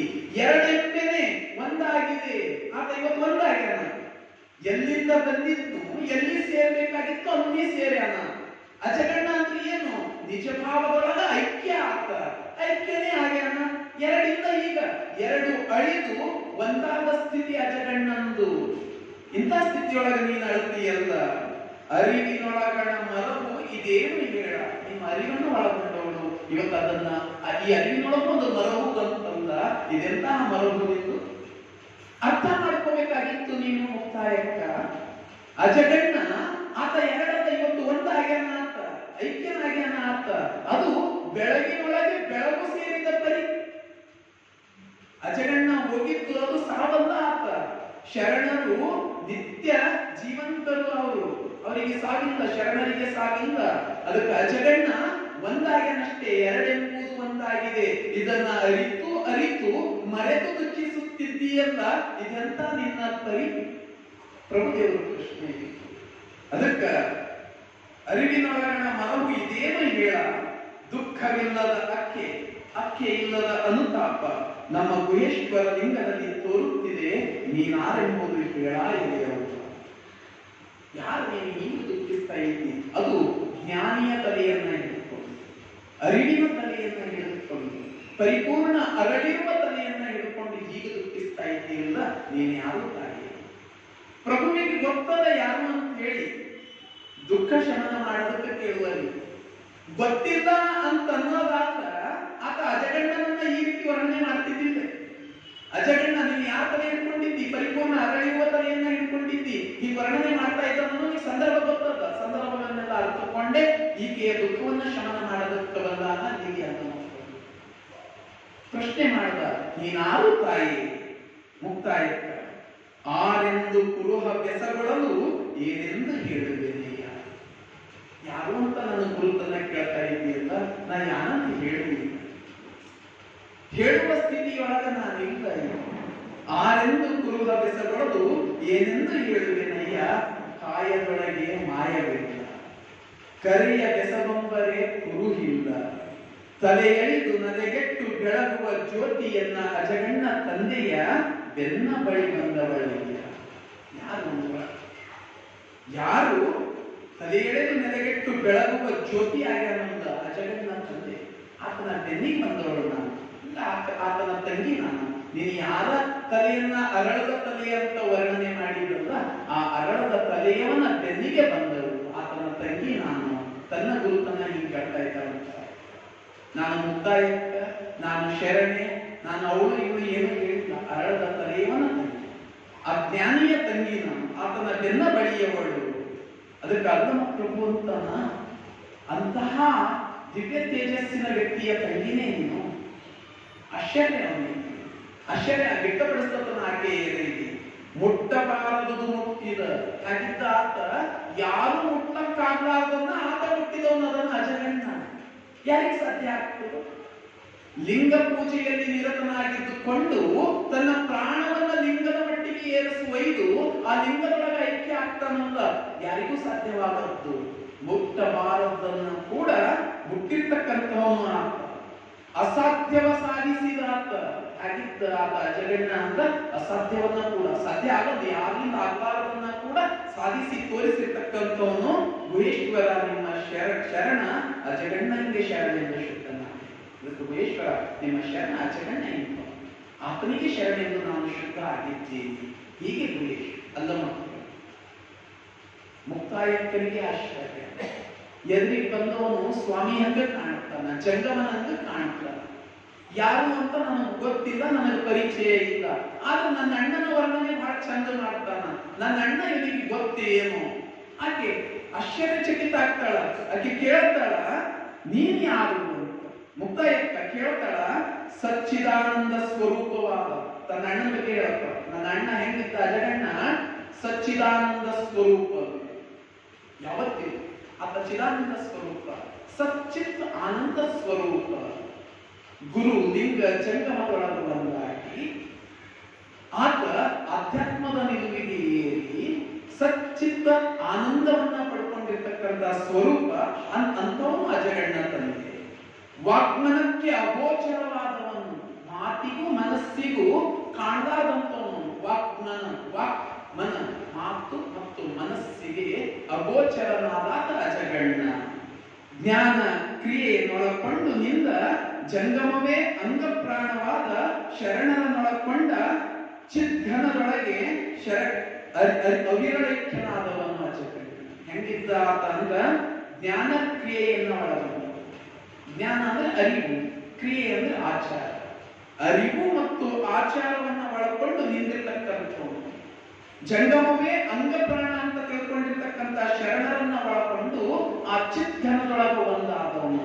ಅಂತ ನನ್ನ ಅವಿರೈಕ್ಯವಾಗಿರ್ತಕ್ಕಂಥ ನನ್ನ ಅಣ್ಣ ಅಜಗಣ್ಣ ತಂದೆಯನ್ನ ನೀನು ಅರ್ಥ ಮಾಡ್ಕೊಂಡು ವರ್ಣನೆ ಮಾಡ್ತಾ ಇದ್ದೀಯಲ್ಲ, ಅವನಿಗೆ ಶರಣ ಅಂತ ಹೇಳ್ತಾ ಇದ್ದೀಯಲ್ಲ. ಹೀಗೆ ಶರಣೆಂಬ ಆತ ನೀನಾರು ಹೇಳ, ನೀನ್ ಯಾರಿದ್ದಿ? ಆಕೆ ಪ್ರಶ್ನೆ ಮಾಡ್ತಾರೆ. ನೀನ್ ಯಾರು? ಆತನಿಗೆ ನನ್ನ ಅಣ್ಣನಿಗೆ ಶರಣ ಅಂತ ಇದ್ದೀಯಲ್ಲ. ಅದಕ್ಕೆ ಅಂತಮ ಹೇಳ್ತಾನ, ಶರಣು ಶರಣಾರ್ಥಿಯರೇ ತಾಯಿ, ನಾ ನಿಮ್ಮ ಭಾವನು ಅಲ್ಲಯ್ಯನು. ನೀನು ಏನಂದ್ರೆ ನನ್ನ ನಗೆಗಣ್ಣು, ನಿನ್ನ ನೆಗೆಣ್ಣಿ. ನಾನು ನಿನ್ನ ಭಾವ ಇದ್ದೀನಿ, ಅಲ್ಲಮಯ್ಯ ಅಂತ ನನ್ನ ಹೆಸರು. ಕಳವಳದ ಕಂಡರು ಇದೇನು ಹೇಳ? ಯಾಕೆ ಪ್ರೀತಿ ನೀವು ಕಳವಳಿಸ್ತಾ ಇದ್ದಿ? ಇದ್ಯಾನು ನಿನ್ನ ಸ್ಥಿತಿ ಹೇಳು. ಆತ ಅಲ್ಲಮ ಕೇಳ್ದ, ನಾನು ನಿನ್ನ ಭಾವ ಇದ್ದೀನಿ, ಇದೆಂತಹ ದುಃಖ, ಇದೆಂತಹ ಕಳವಳ, ಯಾಕೆ ದುಃಖಿಸ್ತೀರಿ ಹೇಳು, ಅದ್ರ ಬಗೆಯಾಗಿ ಹೇಳು. ಆಗ ಹೇಳ್ತಾ ಆಕೆ ಮುಕ್ತಾಯಿ, ಮದವಳಿದು ಮಹವನೊಳಗೂಡಿದ ಎನ್ನ ಅಜಗಣ್ಣನ ಅಗಲಿದ ದುಃಖ ಪ್ರಭುವೇ. ಇದು ನನ್ನ ಅಜಗಣ್ಣನನ್ನ ಅಗಲಿರ್ತಕ್ಕಂಥ ದುಃಖ, ಬೇರೇನೂ ಇಲ್ಲ. ಮದವನ್ನ ಅಳಿದಿರ್ತಕ್ಕಂಥ ಅಜಗಣ್ಣ. ಅಜಗಣ್ಣನಲ್ಲಿ ಯಾವತ್ತೂ ಮದ ಎನ್ನುವುದು ಅಕ್ಷರವೂ ಇಲ್ಲ, ತೃಣ ಮಾತ್ರವೂ ಇಲ್ಲ. ಯಾವತ್ತೂ ಅಹಂಕಾರ ಪಟ್ಟವನಲ್ಲ. ಹುಟ್ಟಿನಿಂದಲೂ ಹಾಗೆ ಆತ ತನ್ನ ನುಡಿಯಿಂದ ಮತ್ತೊಬ್ಬರಿಗೆ ಹಾನಿ ಆಗ್ತದೋ ಏನೋ ಅಂತ ಪಾಲಿಸ್ಕೊಂಡು ಬಂದವರು ಅಂತ ಅಜಗಣ್ಣ. ಮದವನ್ನೊಳಿದಾತ ಆತ ಮಹವನ್ನೊಡಗೂಡಿದನಾತ, ಮಹವನ್ನ ಒಡಗೂಡಿರ್ತಕ್ಕಂಥವನು ಅಂತ ಅಜಗಣ್ಣ ತಂದೆ ನನ್ನನ್ನ ಬಿಟ್ಟು ಹೋಗ್ಯಾನ ಅಗಲ್ಯಾನ, ಅದು ದುಃಖದ ಪ್ರಭುವೇ ನನಗ. ಅರಿವರತ್ತು ಮರವುಗೆಟ್ಟಿ ತನ್ನಲ್ಲಿ ತಾನು ಸನ್ನಿಹಿತನಾದಂಗೆ ದುಃಖಿಸುವರೆ. ಅಲ್ಲಮ ಪ್ರಭುದೇವ, ನೀನು ಅರಿವನ್ನ ಕೂಡ ಅರ್ಥ ಮಾಡಿಕೊಂಡು ಅರಿವನ್ನ ಅರಿತು ಮತ್ತೆ ಅದನ್ನ ಮರವುಗೆಟ್ಟು ದುಃಖಿಸ್ತಾರೆ ಯಾರ? ನೀನು ಅರಿವನ್ನ ಪಡ್ಕೊಂಡ ಕೀರ್ತಿ, ಜ್ಞಾನವನ್ನ ಪಡ್ಕೊಂಡ ಕೀರ್ತಿ, ಲಿಂಗ ತತ್ವವನ್ನು ತಿಳ್ಕೊಂಡ ಕೀರ್ತಿ ನೀನು, ಅರಿವು ಆಚಾರವನ್ನು ಒಳಗೊಂಡ ಕೀರ್ತಿ ನೀನು, ಅದನ್ನ ಮರವಿನೊಳಗೆ ಒಳಕೊಂಡು ಹೀಗೆ ದುಃಖಿಸುವರೇ ಹೇಳ, ಶೋಕಿಸುವರೇ ಹೇಳ, ಹೀಗೆ ನೀನು ದುಃಖಿಸಲು ಸರಿ ಏನು, ಶೋಕಿಸಲು ಸರಿ ಏನು? ಆಕೆ ಅಂತಳ, ಎಂದು ಮರವೇನಯ್ಯ ಎನ್ನ ಜಗನ್ನ ತಂದೆ. ನೀನ್ ಇಷ್ಟು ಹೇಳ್ತೀಯ ಅಂದ್ರ ಮರೆತು ಬಿಡಕ್ಕಾಯ್ತು ಏನು? ಬಂದವ್ರು ಬಹಳ ರೀತಿಯಿಂದ ಸಮಾಧಾನ ಮಾಡ್ತಾರೆ. ನಮ್ಮ ಮನೆಯೊಳಗೆ ಏನೋ ಘಟಿಸ್ಯಾರ, ಬಂದವ್ರು ಸಮಾಧಾನ ಮಾಡಕ್ಕೆ ಬಂದಿರ್ತಾರ, ಅವ್ರು ಸಮಾಧಾನ ಮಾಡಿ ಮಾಡ್ತಾರ. ಹಂಗ ಅವ್ರು ಸಮಾಧಾನ ಮಾಡ್ಯಾರ ಅಂತ ಹೇಳಿ ನಾನು ಮರೆತು ಬಿಡಬಹುದೇನು? ನನ್ನ ತಂದೆ ಅಜಗಣ್ಣನನ್ನ ನಾನು ಅದು ಹೆಂಗ ಮರೀಲಿ? ಆಗ ಹೇಳ್ತಾನ ಅಲ್ಲಮ ಪ್ರಭುದೇವ, ಕಂಡೆ ಕಾಣೆ ಕೂಡಿದೆ ಅಗಲಿದೆ ಇದೆಲ್ಲವೂ ಭ್ರಾಂತಿ. ಇದು ಮನುಷ್ಯನ ಭ್ರಾಂತಿಯಲ್ಲ, ಬೇರೆ ಏನು ಅಲ್ಲ. ನಾನು ನೋಡಿನಿ ನೋಡಿಲ್ಲ ಭ್ರಾಂತಿ. ನನ್ನ ಕಣ್ಣಿಗೆ ನೀವೆಲ್ಲ ಕುಂತೀರಿ, ಇದ್ದೀರಿ, ಕಾಣುತ್ತೀರಿ. ನಾಳೆ ನೀವು ಇರ್ತೀರೋ ಇರೋದು. ನಿಮ್ಮ ಎದುರಿಗೆ ಇವತ್ತು ನಾನು ಕುಂತೀನಿ, ನಾಳೆ ಇರ್ತೀನೋ ಇಲ್ಲೋ. ಇದ್ದೀನಿ ಎನ್ನುವುದು ಭ್ರಾಂತಿ, ಇಲ್ಲ ಎನ್ನುವುದು ಭ್ರಾಂತಿ. ಕೂಡಿದ್ದೇವೆ ಎನ್ನುವುದು ಭ್ರಾಂತಿ, ಅಗಲಿದ್ದೇವೆ ಎನ್ನುವುದು ಭ್ರಾಂತಿ. ಅದಕ್ಕೆ ಇದು ಎಲ್ಲ ನಮ್ಮ ಮತಿಭ್ರಮಣೆ ಅದ, ನಮ್ಮ ಕಲ್ಪನೆ ಅದ, ಇದೊಂದು ಭ್ರಾಂತಿ ಅದ, ಇದೊಂದು ಕನಸಿದ್ದಂಗ ಅದ. ಅದಕ್ಕೆ ಯಾಕೆ ಅಳಬೇಕು? ಕೂಡೋ ಸಂದರ್ಭ ಬಂದದ ಕೂಡಿದೆವು, ಮಾತಾಡೋ ಸಂದರ್ಭ ಬಂದದ ಮಾತಾಡಿದೆವು, ಜ್ಞಾನ ಬೇಕಾಗಿತ್ತು ಪಡ್ಕೊಂಡಿದ್ದೆವು, ಅರಿವು ಬೇಕಾಗಿತ್ತು ಹಂಚಿಕೊಂಡಿದ್ದೆವು, ಸಮಯ ಬಂತು ಅಗಲಿದ್ದೆವು. ಕೂಡಿದ್ದು ಒಂದು ಭ್ರಾಂತಿ, ಅಗಲಿದ್ದು ಒಂದು ಭ್ರಾಂತಿ. ಅದಕ್ಕಾಗಿ ಚಿಂತಿಸಬೇಕಾಗಿಲ್ಲ, ಅದಕ್ಕಾಗಿ ದುಃಖಿಸಬೇಕಾಗಿಲ್ಲ. ಮುಕ್ತಾಯ. ಅಜಗಣ್ಣ ಎನ್ನ ಮತಿಗೆ ಮರವೆಂದು ಮಾಡಿ ಹೋದ ಪ್ರಭುವೆ. ಅಜಗಣ್ಣ ನನ್ನ ಮತಿಗೆ ಮರವೆಯನ್ನ ಮಾಡಿ ಹೋದ. ಅದೆಂಗ ನಾನು ಅದನ್ನ ಸಹಿಸಿಕೊಳ್ಳಿ? ಅದಕ್ಕಾತ ಹೇಳ್ತಾನ, ಮನವ ಮನೆಯ ಮಾಡಿಕೊಂಡಿಪ್ಪ ಲಿಂಗದ ಅನುವನರಿಯ ಬಂದರೆ ಗುಹೇಶ್ವರ ಲಿಂಗ ದೂರವಿಲ್ಲ ತಾಯಿ. ಲಿಂಗ ನಮ್ಮ ಮನಸ್ಸನ್ನೇ ಮನಿ ಮಾಡಿಕೊಂಡು ನಮ್ಮ ಒಳಗೆ ಲಿಂಗ ಕೂತ್ಕೊಂಡು ಅಂದ್ರ ಅದರ ಅನುವನ್ನ ಅರ್ಥಕೊಂಡೇವಂದ್ರ ಆ ಲಿಂಗ ನಮ್ಮಿಂದ ದೂರ ಇಲ್ಲ. ದೇವರು ನಮ್ಮಿಂದ ದೂರ ಇಲ್ಲ. ಯಾವಾಗ ದೂರ ಇಲ್ಲ ದೇವರು ನಮ್ಮಿಂದ ಅಂದ್ರ ದೇವರನ್ನ ಅರ್ಥ ಮಾಡ್ಕೋಬೇಕಾಗಿದೆ. ಎಲ್ಲದಾನ ದೇವರು. ಈ ಮನಸ್ಸೇ ಒಂದು ವೇಳೆ ಮನಿ ಮಾಡಿಕೊಂಡು ಲಿಂಗನೇ ಇದ್ರೊಳಗದಾನ ಅಂತ ಆ ಲಿಂಗ ನಮ್ಮಿಂದ ಎಷ್ಟು ದೂರ ಇರ್ತದ? ಅಜಗಣ್ಣ ತನ್ನ ಮನವನ್ನೇ ಮನೆಯನ್ನಾಗಿ ಮಾಡ್ಯಾನ. ಎದರ ಮನಿ? ಲಿಂಗದ ಮನಿ. ಆತನಿಗೂ ಲಿಂಗಕ್ಕೂ ದೂರ ಇಲ್ಲ. ಮೊದಲಾದರೂ ಲಿಂಗ ಇವನೊಳಗಿರ್ತಿತ್ತು, ಈಗಾಗಲೂ ಇವನು ಲಿಂಗದೊಳಗದಾನ. ಏನು ವ್ಯತ್ಯಾಸ? ಲಿಂಗಕ್ಕೆ ಆತನಿಗೂ ದೂರ ಇಲ್ಲ. ಮತ್ತ ನಿನ್ನ ಮನಸ್ಸನ್ನ ನೀನು ಗುಡಿ ಮಾಡ್ಕೊಂಡು ಒಳಗೆ ಲಿಂಗ ಧರಿಸಿದಿ ಅಂದ್ರ ಅದು ನಿನ್ನ ಅರಿವು. ಅದನ್ನ ಮರೆತು ದುಃಖಿಸ್ತಿ ಅಂದ್ರ ಇದೆಂತ ಪರಿ? ಅಲ್ಲಮ ಪ್ರಭುದೇವ. ಅದಕ್ಕೆ ಆಕೆ ಹೇಳ್ತಾಳ, ಆ ಲಿಂಗವನ್ನ ಅರಿಯಬೇಕಾದರೂ ಗುರು ಬೇಕು. ಮುಕ್ತಾಯಕ್ಕೆ ಹೇಳ್ತಾಳ, ನೀನು ಲಿಂಗಕ್ಕೆಯೂ ನನಗೂ ದೂರ ಇಲ್ಲ ಅಂತ ಹೇಳ್ತೀರಿ, ನನ್ನ ಮನದೊಳಗೆ ಲಿಂಗ ಮನಿ ಮಾಡ್ಕೊಂಡುದ ಅಂತ ಹೇಳ್ತೀರಿ, ಹೀಗಾಗಿ ನನಗೆಯೂ ಲಿಂಗಕ್ಕೆಯೂ ದೂರ ಅಂತ ಇಲ್ಲ ಅಂತ ಹೇಳ್ತೀರಿ. ಹಾಗಾದ್ರೆ ಆ ಲಿಂಗವನ್ನ ಅರಿಯಿಸಿದವನು ಯಾರು? ಗುರು. ನನ್ನ ಗುರು ಯಾರು? ಅಜಗಣ್ಣ. ಅದಕ್ಕೆ ಅವನನ್ನ ಮರಿ ಹೇಳ್ತಾಳೆ, ಅಜಗಣ್ಣನೆಂಬ ಗುರುವಿಲ್ಲದೆ ದೇವರನ್ನರಿಯಲಾರೆ. ಹೇಳ್ತಾಳ, ಬಹಳ ಚಂದ ಹೇಳ್ತಾಳ ಮುಕ್ತಾಯಕ್ಕ. ಗುರುವಚನದಿಂದಲ್ಲದೆ ಲಿಂಗವನ್ನರಿಯಬಾರದು. ಗುರುವಿನ ಮಹತ್ವ ಕೂಡ ಇರಬಾರದು. ಎಂಥ ಚಿಂತನೆಗಳು ನಡೆದಿದ್ದು. ಅದಕ್ಕೆ ನಾನು ಮೊದಲಿಗೆ ಹೇಳಿದೆ, ಅನುಭವ ಮಂಟಪ ಎನ್ನುವುದು ಬರೀ ಕಲ್ಯಾಣದೊಳಗಲ್ಲ. ಎಲ್ಲೆಲ್ಲಿ ಶರಣ ಚಿಂತನೆ ನಡೆದವ ಅಲ್ಲೆಲ್ಲ ಅನುಭವ ಮಂಟಪನೇ. ಎಲ್ಲಿ ಗೋಡೆ ಇದ್ದ ಅನುಭವ ಮಂಟಪ, ಎಲ್ಲಿ ಗೋಡೆ ಇಲ್ಲದ ಅನುಭವ ಮಂಟಪ. ಅಲ್ಲಿ ಸ್ವಯಂ ಚಿಂತನೆಗಳಿಂದ ವಿಚಾರಗಳಿಂದ ಅನುಭವ ಮಂಟಪನೇ ನಿರ್ಮಾಣ ಆಗ್ಯ. ಎಷ್ಟು ಚಂದ ಹೇಳ್ತಾಳ ಅಲ್ಲಿ. ಅಲ್ಲಮ ಪ್ರಭುವಿಗೆ ಯಾಕೆ ಗುರುವಚನದಿಂದಲ್ಲದೆ ಲಿಂಗವನ್ನರಿಯಬಾರದು, ಗುರುವಚನದಿಂದಲ್ಲದೆ ಜಂಗಮವನ್ನರಿಯಬಾರದು, ಗುರುವಚನದಿಂದಲ್ಲದೆ ಪ್ರಸಾದವನ್ನರಿಯಬಾರದು, ಗುರುವಚನದಿಂದಲ್ಲದೆ ತನ್ನ ತಾನರಿಯಬಾರದು. ಮುಕ್ತಾಯ. ಅದಕ್ಕ ಹಿಂದಣ ಜನ್ಮದಲ್ಲಿ ಲಿಂಗವ ಪೂಜಿಸಿ ಇಂದು ಜ್ಞಾನೋದಯವಾದೊಡೆ ಗುರುವಿಲ್ಲದ ಮುನ್ನ ಆಯುತ್ಯನವಾದ. ನನಗೂ ಗುರು ಇಲ್ಲದೇನೆ ಜ್ಞಾನೋದಯ ಆಗ್ಯಾದ ಹೇಳ್ಕೊಂಡು ತಿರುಗಾಡೋರು ಬಹಳ ಜನ. ನಮಗೂ ಗೊತ್ತಿರ್ಲಾರ್ದೇನೆ ಪೂರ್ವಾಶ್ರಯದೊಳಗ ನಮಗ ಜ್ಞಾನ ಆಗಿದೆ. ಅದಕ್ಕ ಹಿಂದಣ ಜನ್ಮದಲ್ಲಿ ಲಿಂಗವ ಪೂಜಿಸಿ ಇಂದು ಜ್ಞಾನೋದಯವಾದರೆ ಗುರುವಿಲ್ಲದ ಮುನ್ನ ಆಯುತ್ಯನಬಹುದೇ. ತನ್ನಲ್ಲಿ ತಾನು ಸನ್ನಿಹಿತನಾದನೆಂದಡೆ ಗುರುವಿಲ್ಲದೆ ಆಗದು ಕೇಳ ಎನ್ನ ಅಜಗಣ್ಣನೆಂಬ ಗುರುವಿಲ್ಲದೆ ಆರೂಢಿಯ ಕೂಟ ಸಂಬಂಧಿಸಲು ಕೇಳ. ನನ್ನ ಅಜಗಣ್ಣ ತಂದೆ ಇಲ್ಲ ಅಂದ್ರೆ ಆರೂಢಿಯ ಕೂಟ ಕೂಡ ನಾವು ಸಂಬಂಧಿಸೋದು, ಆ ಲಿಂಗದ ಕೂಟ ಕೂಡ ಸಂಬಂಧಿಸೋದು. ಲಿಂಗ ಮನದಲ್ಲಿ ನೆಲೆಗೊಂಡ ಬಳಿಕ ಲಿಂಗ ನಮಗೆ ದೂರ ಇಲ್ಲ ಅಂತ ಹೇಳಿದೆಯಲ್ಲ, ಆ ಗುರುವಿನ ಸಂಘ ಇಲ್ಲ ಅಂದ್ರ ಆ ಲಿಂಗದ ಸಂಘ ಕೂಡ ನಮಗೆ ದೊರಕೊಳ್ಳೋದಿಲ್ಲ. ಇದು ಮುಕ್ತಾಯಕ್ಕನ ನಿಲುವು. ದುಃಖಗಳು ಹೆಂಗ ನಿಲುವುಗಳನ್ನ ಹಂಚ್ಕೊಳ್ತಾ ಇದ್ದಾರೆ, ವಿಚಾರಗಳನ್ನ ಹಂಚ್ಕೊಳ್ತಾ ಇದ್ದಾರೆ. ಅಲ್ಲಮ ಪ್ರಭುದೇವರು ಹೇಳ್ತಾರ, ನಿನಗೆ ನೀನೇ ಗುರುವಲ್ಲದೆ ನಿನ್ನಿಂದ ಅರಿತ ಗುರು ಉಂಟೇ ತಾಯೇ. ವಚನಗಳು ಬಹಳ ಚಂದ ಬರೀತಾರೆ. ನಾನು ಪೂರ್ತಿ ವಚನ ಹೇಳ್ತಾ ಇಲ್ಲ, ಸಮಯ ಆಗ್ತದ ಅನ್ನೋ ಕಾರಣ. ಎಷ್ಟು ಚೆನ್ನಾಗಿ ಹೇಳ್ತಾರ ಅವರು. ಅಲ್ಲಮ ಪ್ರಭುದೇವರು ಹೇಳ್ತಾರ, ಗುರು ಗುರು ನನ್ನ ಗುರು ಅಜಗಣ್ಣ ತಂದೇನೆ, ಆತನೇ ನನಗೆ ಲಿಂಗದ ಕುರುಹನ್ನ ಕೊಟ್ಟಾನ. ಆತನಿಂದೆ ನನಗೆಲ್ಲಿಯ ಲಿಂಗ, ನನಗೆಲ್ಲಿಯ ಲಿಂಗ ಸಂಘ. ಅದಕ್ಕ ನನ್ನ ಗುರು ಇಲ್ಲಕ್ಕ ನಾನು ದುಃಖಿಸ್ತೀನಿ. ಅಲ್ಲಮ ಪ್ರಭು ಹೇಳ್ತಾನ, ನಿನ್ನಿಂದ ಅಧಿಕ ಗುರು ಉಂಟೆ. ಮುಕ್ತಾಯಕ್ಕ ಗುರುನ ನೀಡಿದ ಗುರು ಹಾಕಿ ಈಗ. ಅದಕ್ಕ ನಿನಗೆ ನೀನೇ ಗುರು ಅಲ್ಲದೆ ನಿನ್ನಿಂದ ಅಧಿಕಮಪ್ಪ ಗುರು ಉಂಟೆ ತಾಯಿ. ಅಲ್ಲಮ ಮುಕ್ತಾಯಕ್ಕ ಅಂತ. ಹೌದು, ತನ್ನ ತಾನರಿದವಂಗೆ ತನ್ನರಿವೇ ಮುಕ್ತಾಯ. ತನ್ನ ತಾನರಿದವಂಗೆ ಅರಿವೇ ಗುರು. ಅರಿವರತು ಮರವು ನಷ್ಟವಾದಲ್ಲಿ ದೃಷ್ಟ ನಷ್ಟವೇ ಗುರು. ದೃಷ್ಟ ನಷ್ಟವೇ ಗುರು ತಾನಾದಲ್ಲಿ ಮುಟ್ಟಿ ತೋರಿದನಲ್ಲದೇಳೇನು. ಸಹಜವ ನೆಲೆಗೊಳಿಸಿದವ ನಿಷ್ಪತ್ತಿಯ ಗುರು ನೋಡ. ಗುರು ತಾನಾದಳು ಗುರು ಹಿಡಿದಿರಬೇಕು ಎನ್ನ ಅಜಗಣ್ಣ ತಂದೆ ಅಂತ ಹೇಳ್ತಾರೆ. ಅದಕ್ಕ ನಮ್ಮ ಅರಿವೇ ನಮಗೂ ಗುರು. ಆದ್ರ ಅರಿವನ್ನ ಕೂಡ ಅರ್ಥಕೊಂಡು ಮರವೂ ನಷ್ಟ ಆಗ್ತು ಅಂತ ನಾವು ಗುರು ಹಿಡಿಬೇಕೆ ಆಗ್ತದ. ಗುರುವನ್ನ ಅರ್ಥ ಮಾಡಿಕೊಂಡು ಕೂಡ ಗುರು ತಾನಾದಳು ಕೂಡ ಗುರು ಹಿಡಿದಿರಬೇಕು. ಅದು ಹೆಂಗಂತ ನನ್ನ ಅಜಗಣ್ಣ ತಂದೆ ಅಂತ. ಅಜಗಣ್ಣ ಗುರು ಹಿಡಿದು ಗುರು ಆದವನು, ಗುರುವಾಗಿಯೂ ಕೂಡ ಗುರುವನ್ನ ಹಿಡಿದವನು. ಆತನಂತೆ ನಾವು ಬದುಕಬೇಕಾಗ್ಯಾದ. ಪ್ರಭುದೇವರಿಗೆ ಹೇಳ್ತಾರ ಮುಕ್ತಾಯ. ಪ್ರಭುಗಳು ಸಹಜ ಸಂಬಂಧಕ್ಕೆ ಗುರು ಉಂಟಲ್ಲದೆ ಅಸಹಜಕ್ಕೆ ಗುರು ಉಂಟೆ ತಾಯಿ. ಇಬ್ಬರು ವಿಚಾರಗಳು ಹೆಂಗ ನಡೆದವ. ಸೀರಿಯಲ್ ಒಳಗೆ ಟಿವಿ ಒಳಗೆ ನೋಡ್ತೀವಿ. ಈ ಕಡೆಯಿಂದ ಒಂದು ಬಾಣ ಬರ್ತು ಅಂದ್ರೆ ಈ ಕಡೆಯಿಂದ ಒಂದು ಪ್ರತಿ ಬಾಣ ಬರ್ತು.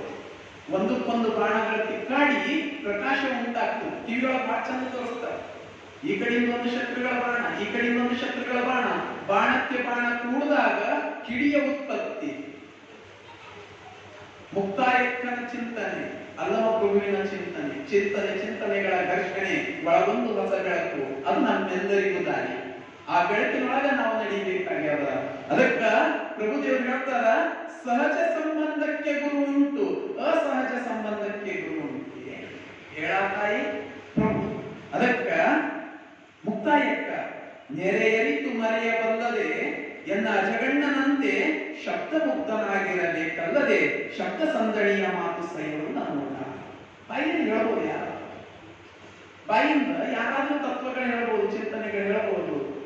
ದುಃಖ ಕಷ್ಟ ಅನುಭವಿಸಿದವನಿಗೆ ಭಕ್ತ. ಬಾಯಿಂದ ಯಾರು ಬೇಕಾದ್ರೂ ಸಮಾಧಾನ ಮಾಡಬಹುದು. ನನ್ನ ಕಷ್ಟ ಏನದ ಅಂತ ಎಲ್ಲಿದ್ದವನಿಗೆ ಗೊತ್ತಾಗ್ತದೆ. ಏನು ಎಲ್ಲಿದ್ದೋ ಸಮಾಧಾನ ಮಾಡೇ ಮಾಡ್ಬೋದು. ಅದೇ ಮಹಾದ ಇವನ್ ಮೇಲೆ ಬಂದಿತ್ತಂದ್ರೆ. ಅದಕ್ಕ ಆಕೆ ಹೇಳ್ತಾರ, ಶಬ್ದ ಸಂದಣಿಯ ಮಾತು ಸಯವನ್ನ ನೋಡಯ್ಯ. ಅದಕ್ಕ ಬರೀ ಶಬ್ದದ ಮಾತಿನ ಮಟ್ಟ ಕಟ್ಲಕ್ ಹೋಗ್ಬೇಡ್ರಿ, ನೀವು ಮಾತಿಗೆ ಮಾತು ಬೆಳೆಸಕ್ ಹೋಗ್ಬೇಡ್ರಿ. ಅದಕ್ಕ ನಮ್ಮ ಅಜಗಣ್ಣ ತಂದೆಯಂತೆ ಹಾಗಿರ್ಬೇಕು, ನಿಶ್ಶಬ್ದನಾಗಿರಬೇಕು. ಹೆಂಗ ಜ್ಞಾನ ಇತ್ತು, ಆದ್ರೆ ಎಂದು ಆತ ಬಾಯಿ ಬಡಿಯಕ್ಕೆ ಹೋಗ್ತಿದ್ದಿಲ್ಲ, ಬಾಯಿ ಬಡಕ ಅಲ್ಲ ಆತ. ಅದಕ್ಕೆ ಹೇಳ್ತಾರ, ಎಲ್ಲಿ ಜ್ಞಾನ ತುಂಬಿರ್ತದ ಅದು ಯಾವತ್ತೂ ತುಳಕಕ್ಕೆ ಹೋಗಲ್ಲ ಅಂತ ಪರಿಪೂರ್ಣ. ಅಜಗಣ್ಣ ತಂದೆ ಪರಿಪೂರ್ಣ ಇದ್ದ. ಅಲ್ಲಮನನ್ನ ತರಾಟೆ ತಗೋತಾಳ ಆಕೆ. ಏನಂತಳ? ಶಬ್ದ ಸಂದಣಿಯ ಮಾತು ಬೇಡ. ಅಲ್ಲಮ ಹೇಳ್ತಾನ, ಮಾತೆಂಬುದು ಜ್ಯೋತಿಯಲ್ಲಿ. ಮಾತು ಬೇಕು. ಮಾತಿನಿಂದಲೇ ತತ್ವ, ಮಾತಿನಿಂದಲೇ ಚಿಂತನೆ, ಮಾತಿನಿಂದಲೇ ವಚನ, ಮಾತಿನಿಂದಲೇ ಅರಿವು, ಮಾತಿನಿಂದಲೇ ಆಚಾರ. ಅದಕ್ಕೆ ಮಾತನ್ನೋದು ಏನದ? ಜ್ಯೋತಿರ್ಲಿಂಗ ಅದ, ಬೆಳಕನ್ನ ಬೀರುವ ಲಿಂಗ ಅದ. ಅದಕ್ಕೆ ಹೇಳ್ತಾನೆ, ಮಾತೆಂಬುದು ಜ್ಯೋತಿರ್ಲಿಂಗ, ಸ್ವರವೆಂಬುದು ಪರತತ್ವ, ಗುಹೇಶ್ವರನ ಶರಣರು ನುಡಿದು ಸೂತಕಿಗಳೆಲ್ಲ ತಾಯೇ, ನುಡಿದು ಸೂತಕಿಗಳೆಲ್ಲ. ಅದಕ್ಕ ಇದು ಮಾತನ್ನೋದು ಜ್ಯೋತಿರ್ಲಿಂಗ ಅದ. ಅದಕ್ಕ ಆಕೆ ಹೇಳ್ತಾಳ, ನುಡಿಯ ಹಂಗಿನ್ನು ನಿಮಗೆ ಹಿಂಗದು. ಇನ್ನು ನಿಮಗೆ ಮಾತಾಡೋದು ಹಿಂಗದು. ನುಡಿಯ ಹಂಗಿನೊಳಗೆ ಇದ್ದೀರಿ, ಶಬ್ದಗಳ ಹಂಗಿನೊಳಗೆ ಇದ್ದೀರಿ. ಅದಕ್ಕ ಮಾತಿನೊಂದು ಮಾತು ಹೇಳ್ತೀರಿ, ನಿಮ್ಮಂಗ ಮಾತಾಡೋದು ನೀವು ಒಬ್ಬರಿಗೆ ಬರ್ತು. ಯಾಕಂದ್ರೆ ಅಲ್ಲಮ ಪ್ರಭುವನ್ನ ವಾದದಲ್ಲಿ ಸೋಲಿಸಿದವರು ಇಲ್ಲನೇ ಇಲ್ಲ. ಸಿದ್ದರಾಮೇಶ್ವರ ಇರಬಹುದು, ಅಕ್ಕ ಮಹಾದೇವಿ ಇರಬಹುದು, ಎಲ್ಲರ ಜೊತೆ ವಾದ ಮಾಡುವವನ ಆತ, ಎಲ್ಲರನ್ನು ವರೆಗೆ ಹಚ್ಚುವವನ ಆತ. ಎಲ್ಲರನ್ನು ವರೆಗೆ ಹಚ್ಚುವನು ಮುಕ್ತಾಯಕ್ಕನ ಎದುರು ಅಪ್ರತಿಭ. ಅಪ್ರತಿಭ ಅಂದ್ರ ದಿಗ್ಮೂಢ. ಏನು ಮಾತಾಡ್ಬೇಕೀಗ ಯಾತನ ತಲೆಯೊಳಗೆ ಬರುವಂತದ್ದು. ಮಾತಿಗೆ ಮಾತು, ತತ್ವ ತತ್ವ, ವಿಚಾರಕ್ಕೆ ವಿಚಾರ. ಹೇಗೆ ತಿಳಿಸಿ ಹೇಳಬೇಕು, ಹೇಗೆ ಸಮಾಧಾನ ಮಾಡಬೇಕು. ಅದಕ್ಕೆ ಆಕೆ ಹೇಳ್ತಾಳ, ನುಡಿಯ ಹಂಗಿನ್ನು ನಿಮಗೆ ಹಿಂಗದು, ನಡೆಯನೆಂದು ಪರರಿಗೆ ಹೇಳುತ್ತೀರಿ. ನಿಮಗ ನುಡಿಯ ಹಂಗೆ ಹಿಂಗ ಉಂಟು, ಮತ್ತು ನಾನು ಹೆಂಗ ಬದುಕಬೇಕಂತ ನನಗೆ ಕಲಿಸಾಕೊಂತೀರಿ. ಮತ್ತೊಬ್ಬರಿಗೆ ಹೆಂಗೆ ನಡೆಯನ್ನ ಹೇಳಬಹುದು ನೀವು? ಎನ್ನ ಅಜಗಣ್ಣ ತಂದೆ ಶಬ್ದಕ್ಕೆ ಹೇಸಿ ಮುಗ್ಧನಾದವನು. ನನ್ನ ಅಜಗಣ್ಣ ತಂದೆ ಅಂತವನು ಆತ ಶಬ್ದಕ್ಕೆ ಹೇಸಿ ನಿಶಬ್ದನಾಗಿದ್ದವನು. ಅದಕ್ಕ ಆತ ನಡೆದು ತೋರಿಸುವಾತ, ನುಡಿದು ತೋರಿಸುವಾತ. ನೀವು ನುಡಿದು ನುಡಿದು ನುಡಿದು ಹಾಳಾಗ್ತಾ ಇದ್ದೀರಿ. ಆತ ನಡೆದು ನಡೆದು ಬದುಕಿನವನು. ಆತ ಶಬ್ದಕ್ಕೂ ಹೊರಗ, ಆತ ನಿಶಬ್ದ. ನನ್ನ ಅಣ್ಣ ಅಜಗಣ್ಣ ಹಾಂಗ ಬದುಕಬೇಕಾಗ್ಯಾವ. ಈ ನುಡಿಗಳನ್ನ ನನ್ನ ಅಜಗಣ್ಣ ತಂದೆ ಒಪ್ಪೋದಿಲ್ಲ. ಅದಕ್ಕ ಅಲ್ಲಮ ಪ್ರಭುದೇವರು ಶರಣ ನಡೆದರೆ ನಿರ್ಗಮಿ, ಶರಣ ನಡೆದರೆ ನಿರ್ಗಮನಿ, ನುಡಿದರೆ ನಿಶಬ್ದ ತಾಯೇ. ಶರಣ ನುಡಿದ್ರು ಅದು ನಿಶಬ್ದನೇ. ಅದು ನಿಶಬ್ದದೊಳಗಿದ್ದ ಶಬ್ದ, ಶಬ್ದದೊಳಗೂ ನಿರಾಳ. ಶರಣನ ಶಬ್ದಗಳ ಹಾನಿಗಿರುತ್ತವ. ಅದಕ್ಕೆ ಅಲ್ಲಮ ಪ್ರಭುದೇವರು ಹೇಳ್ತಾರ, ಶರಣರು ಮಾತಾಡಿದ್ರು ಅದು ನಿಶಬ್ದದಂಗೆ ಇರ್ತದ. ಅದಕ್ಕ ಅರ್ಥ ಮಾಡಬೇಕು. ಆಕೆಯನ್ನು ತಿಳಿಸಿ ಹೇಳ್ತಾರ. ಅದಕ್ಕೆ ಆಕೆ ಅಂತಾಳ, ಕೈಯದು ಕುರು, ಬಾಯದು ಬೊಬ್ಬೆ, ಉಲಿಯದಿರೋ ಭಾವ ಉಲಿಯದಿರು. ಕೈಯೊಳಗ ಕುರುಹು, ಬಾಯೊಳಗೆಲ್ಲ ಬೊಬ್ಬೆ. ಸುಮ್ಮನೆ ಉಲಿಯಕ್ ಹೋಗ್ಬೇಡ. ಉಲಿಯೋದಂದ್ರೆ ಮಾತಾಡ, ಸುಮ್ಮನೆ ಮಾತಾಡಕ್ ಹೋಗ್ಬೇಡ, ಬರೀ ಮಾತಾಡಕ್ ಹೋಗ್ಬೇಡ. ಅಲ್ಲಮ ಪ್ರಭುವಿಗೆ ತಿರುಗಿ ಮುಕ್ತಾಯಕ್ಕ ಆತ ಹೇಳ್ತಾನ, ಅರಿವು ಗೆಟ್ಟು ಮರಹ ನಳಿದು ಭಾವ ಭ್ರಾಂತು ನಿಭ್ರಾಂತರಾದವರ ಕೈಯಲ್ಲಿ ಕುರುಹ ನರೆಸುವರೇ ತಾಯಿ. ಅರಿವು ಗೆಟ್ಟು, ಅರಿವನ್ನ ಮೀರಿ, ಮರಹನ್ನ ಅಳಿದು, ಭಾವಭ್ರಾಂತು ಎಲ್ಲ ನಿಭ್ರಾಂತ ಆದ ನಂತರ ಅವರಲ್ಲಿ ಮತ್ತೊಂದು ಕುರುಹನ್ನ ಅರಿಸಬೇಕೇನು? ಆಕೆ ಕೇಳ್ತಾಳ, ನುಡಿಯನೆಂಬಲ್ಲಿ ನುಡಿ ಇದೆ, ನಡೆಯನೆಂಬಲ್ಲಿ ನಡೆಯಿದೆ. ನಾನು ನುಡಿಯಲ್ಲ ಅಂತ ಹೇಳ್ತಾರಲ್ಲ, ನುಡಿಯಲ್ಲ ಅಂಬರಿಗೆ ಒಂದು ನುಡಿಯನ್ನ ಶಬ್ದ ಇದ್ದೇ ಇರ್ತದ. ನಾನು ಹಿಂಗ ನಡೆಯಲ್ಲ ಅಂತಾರಲ್ಲ, ನಡೆಯಲ್ಲ ಅನ್ನೋದೊಳಗೆ ನಡೆ ಅನ್ನುವ ಶಬ್ದ ಅದ. ಹಂಗ ಅಜಗಣ್ಣ ತಂದೆ ಲೋಕದೊಳಗಿದ್ದು ನಿಶಬ್ದನಾದ.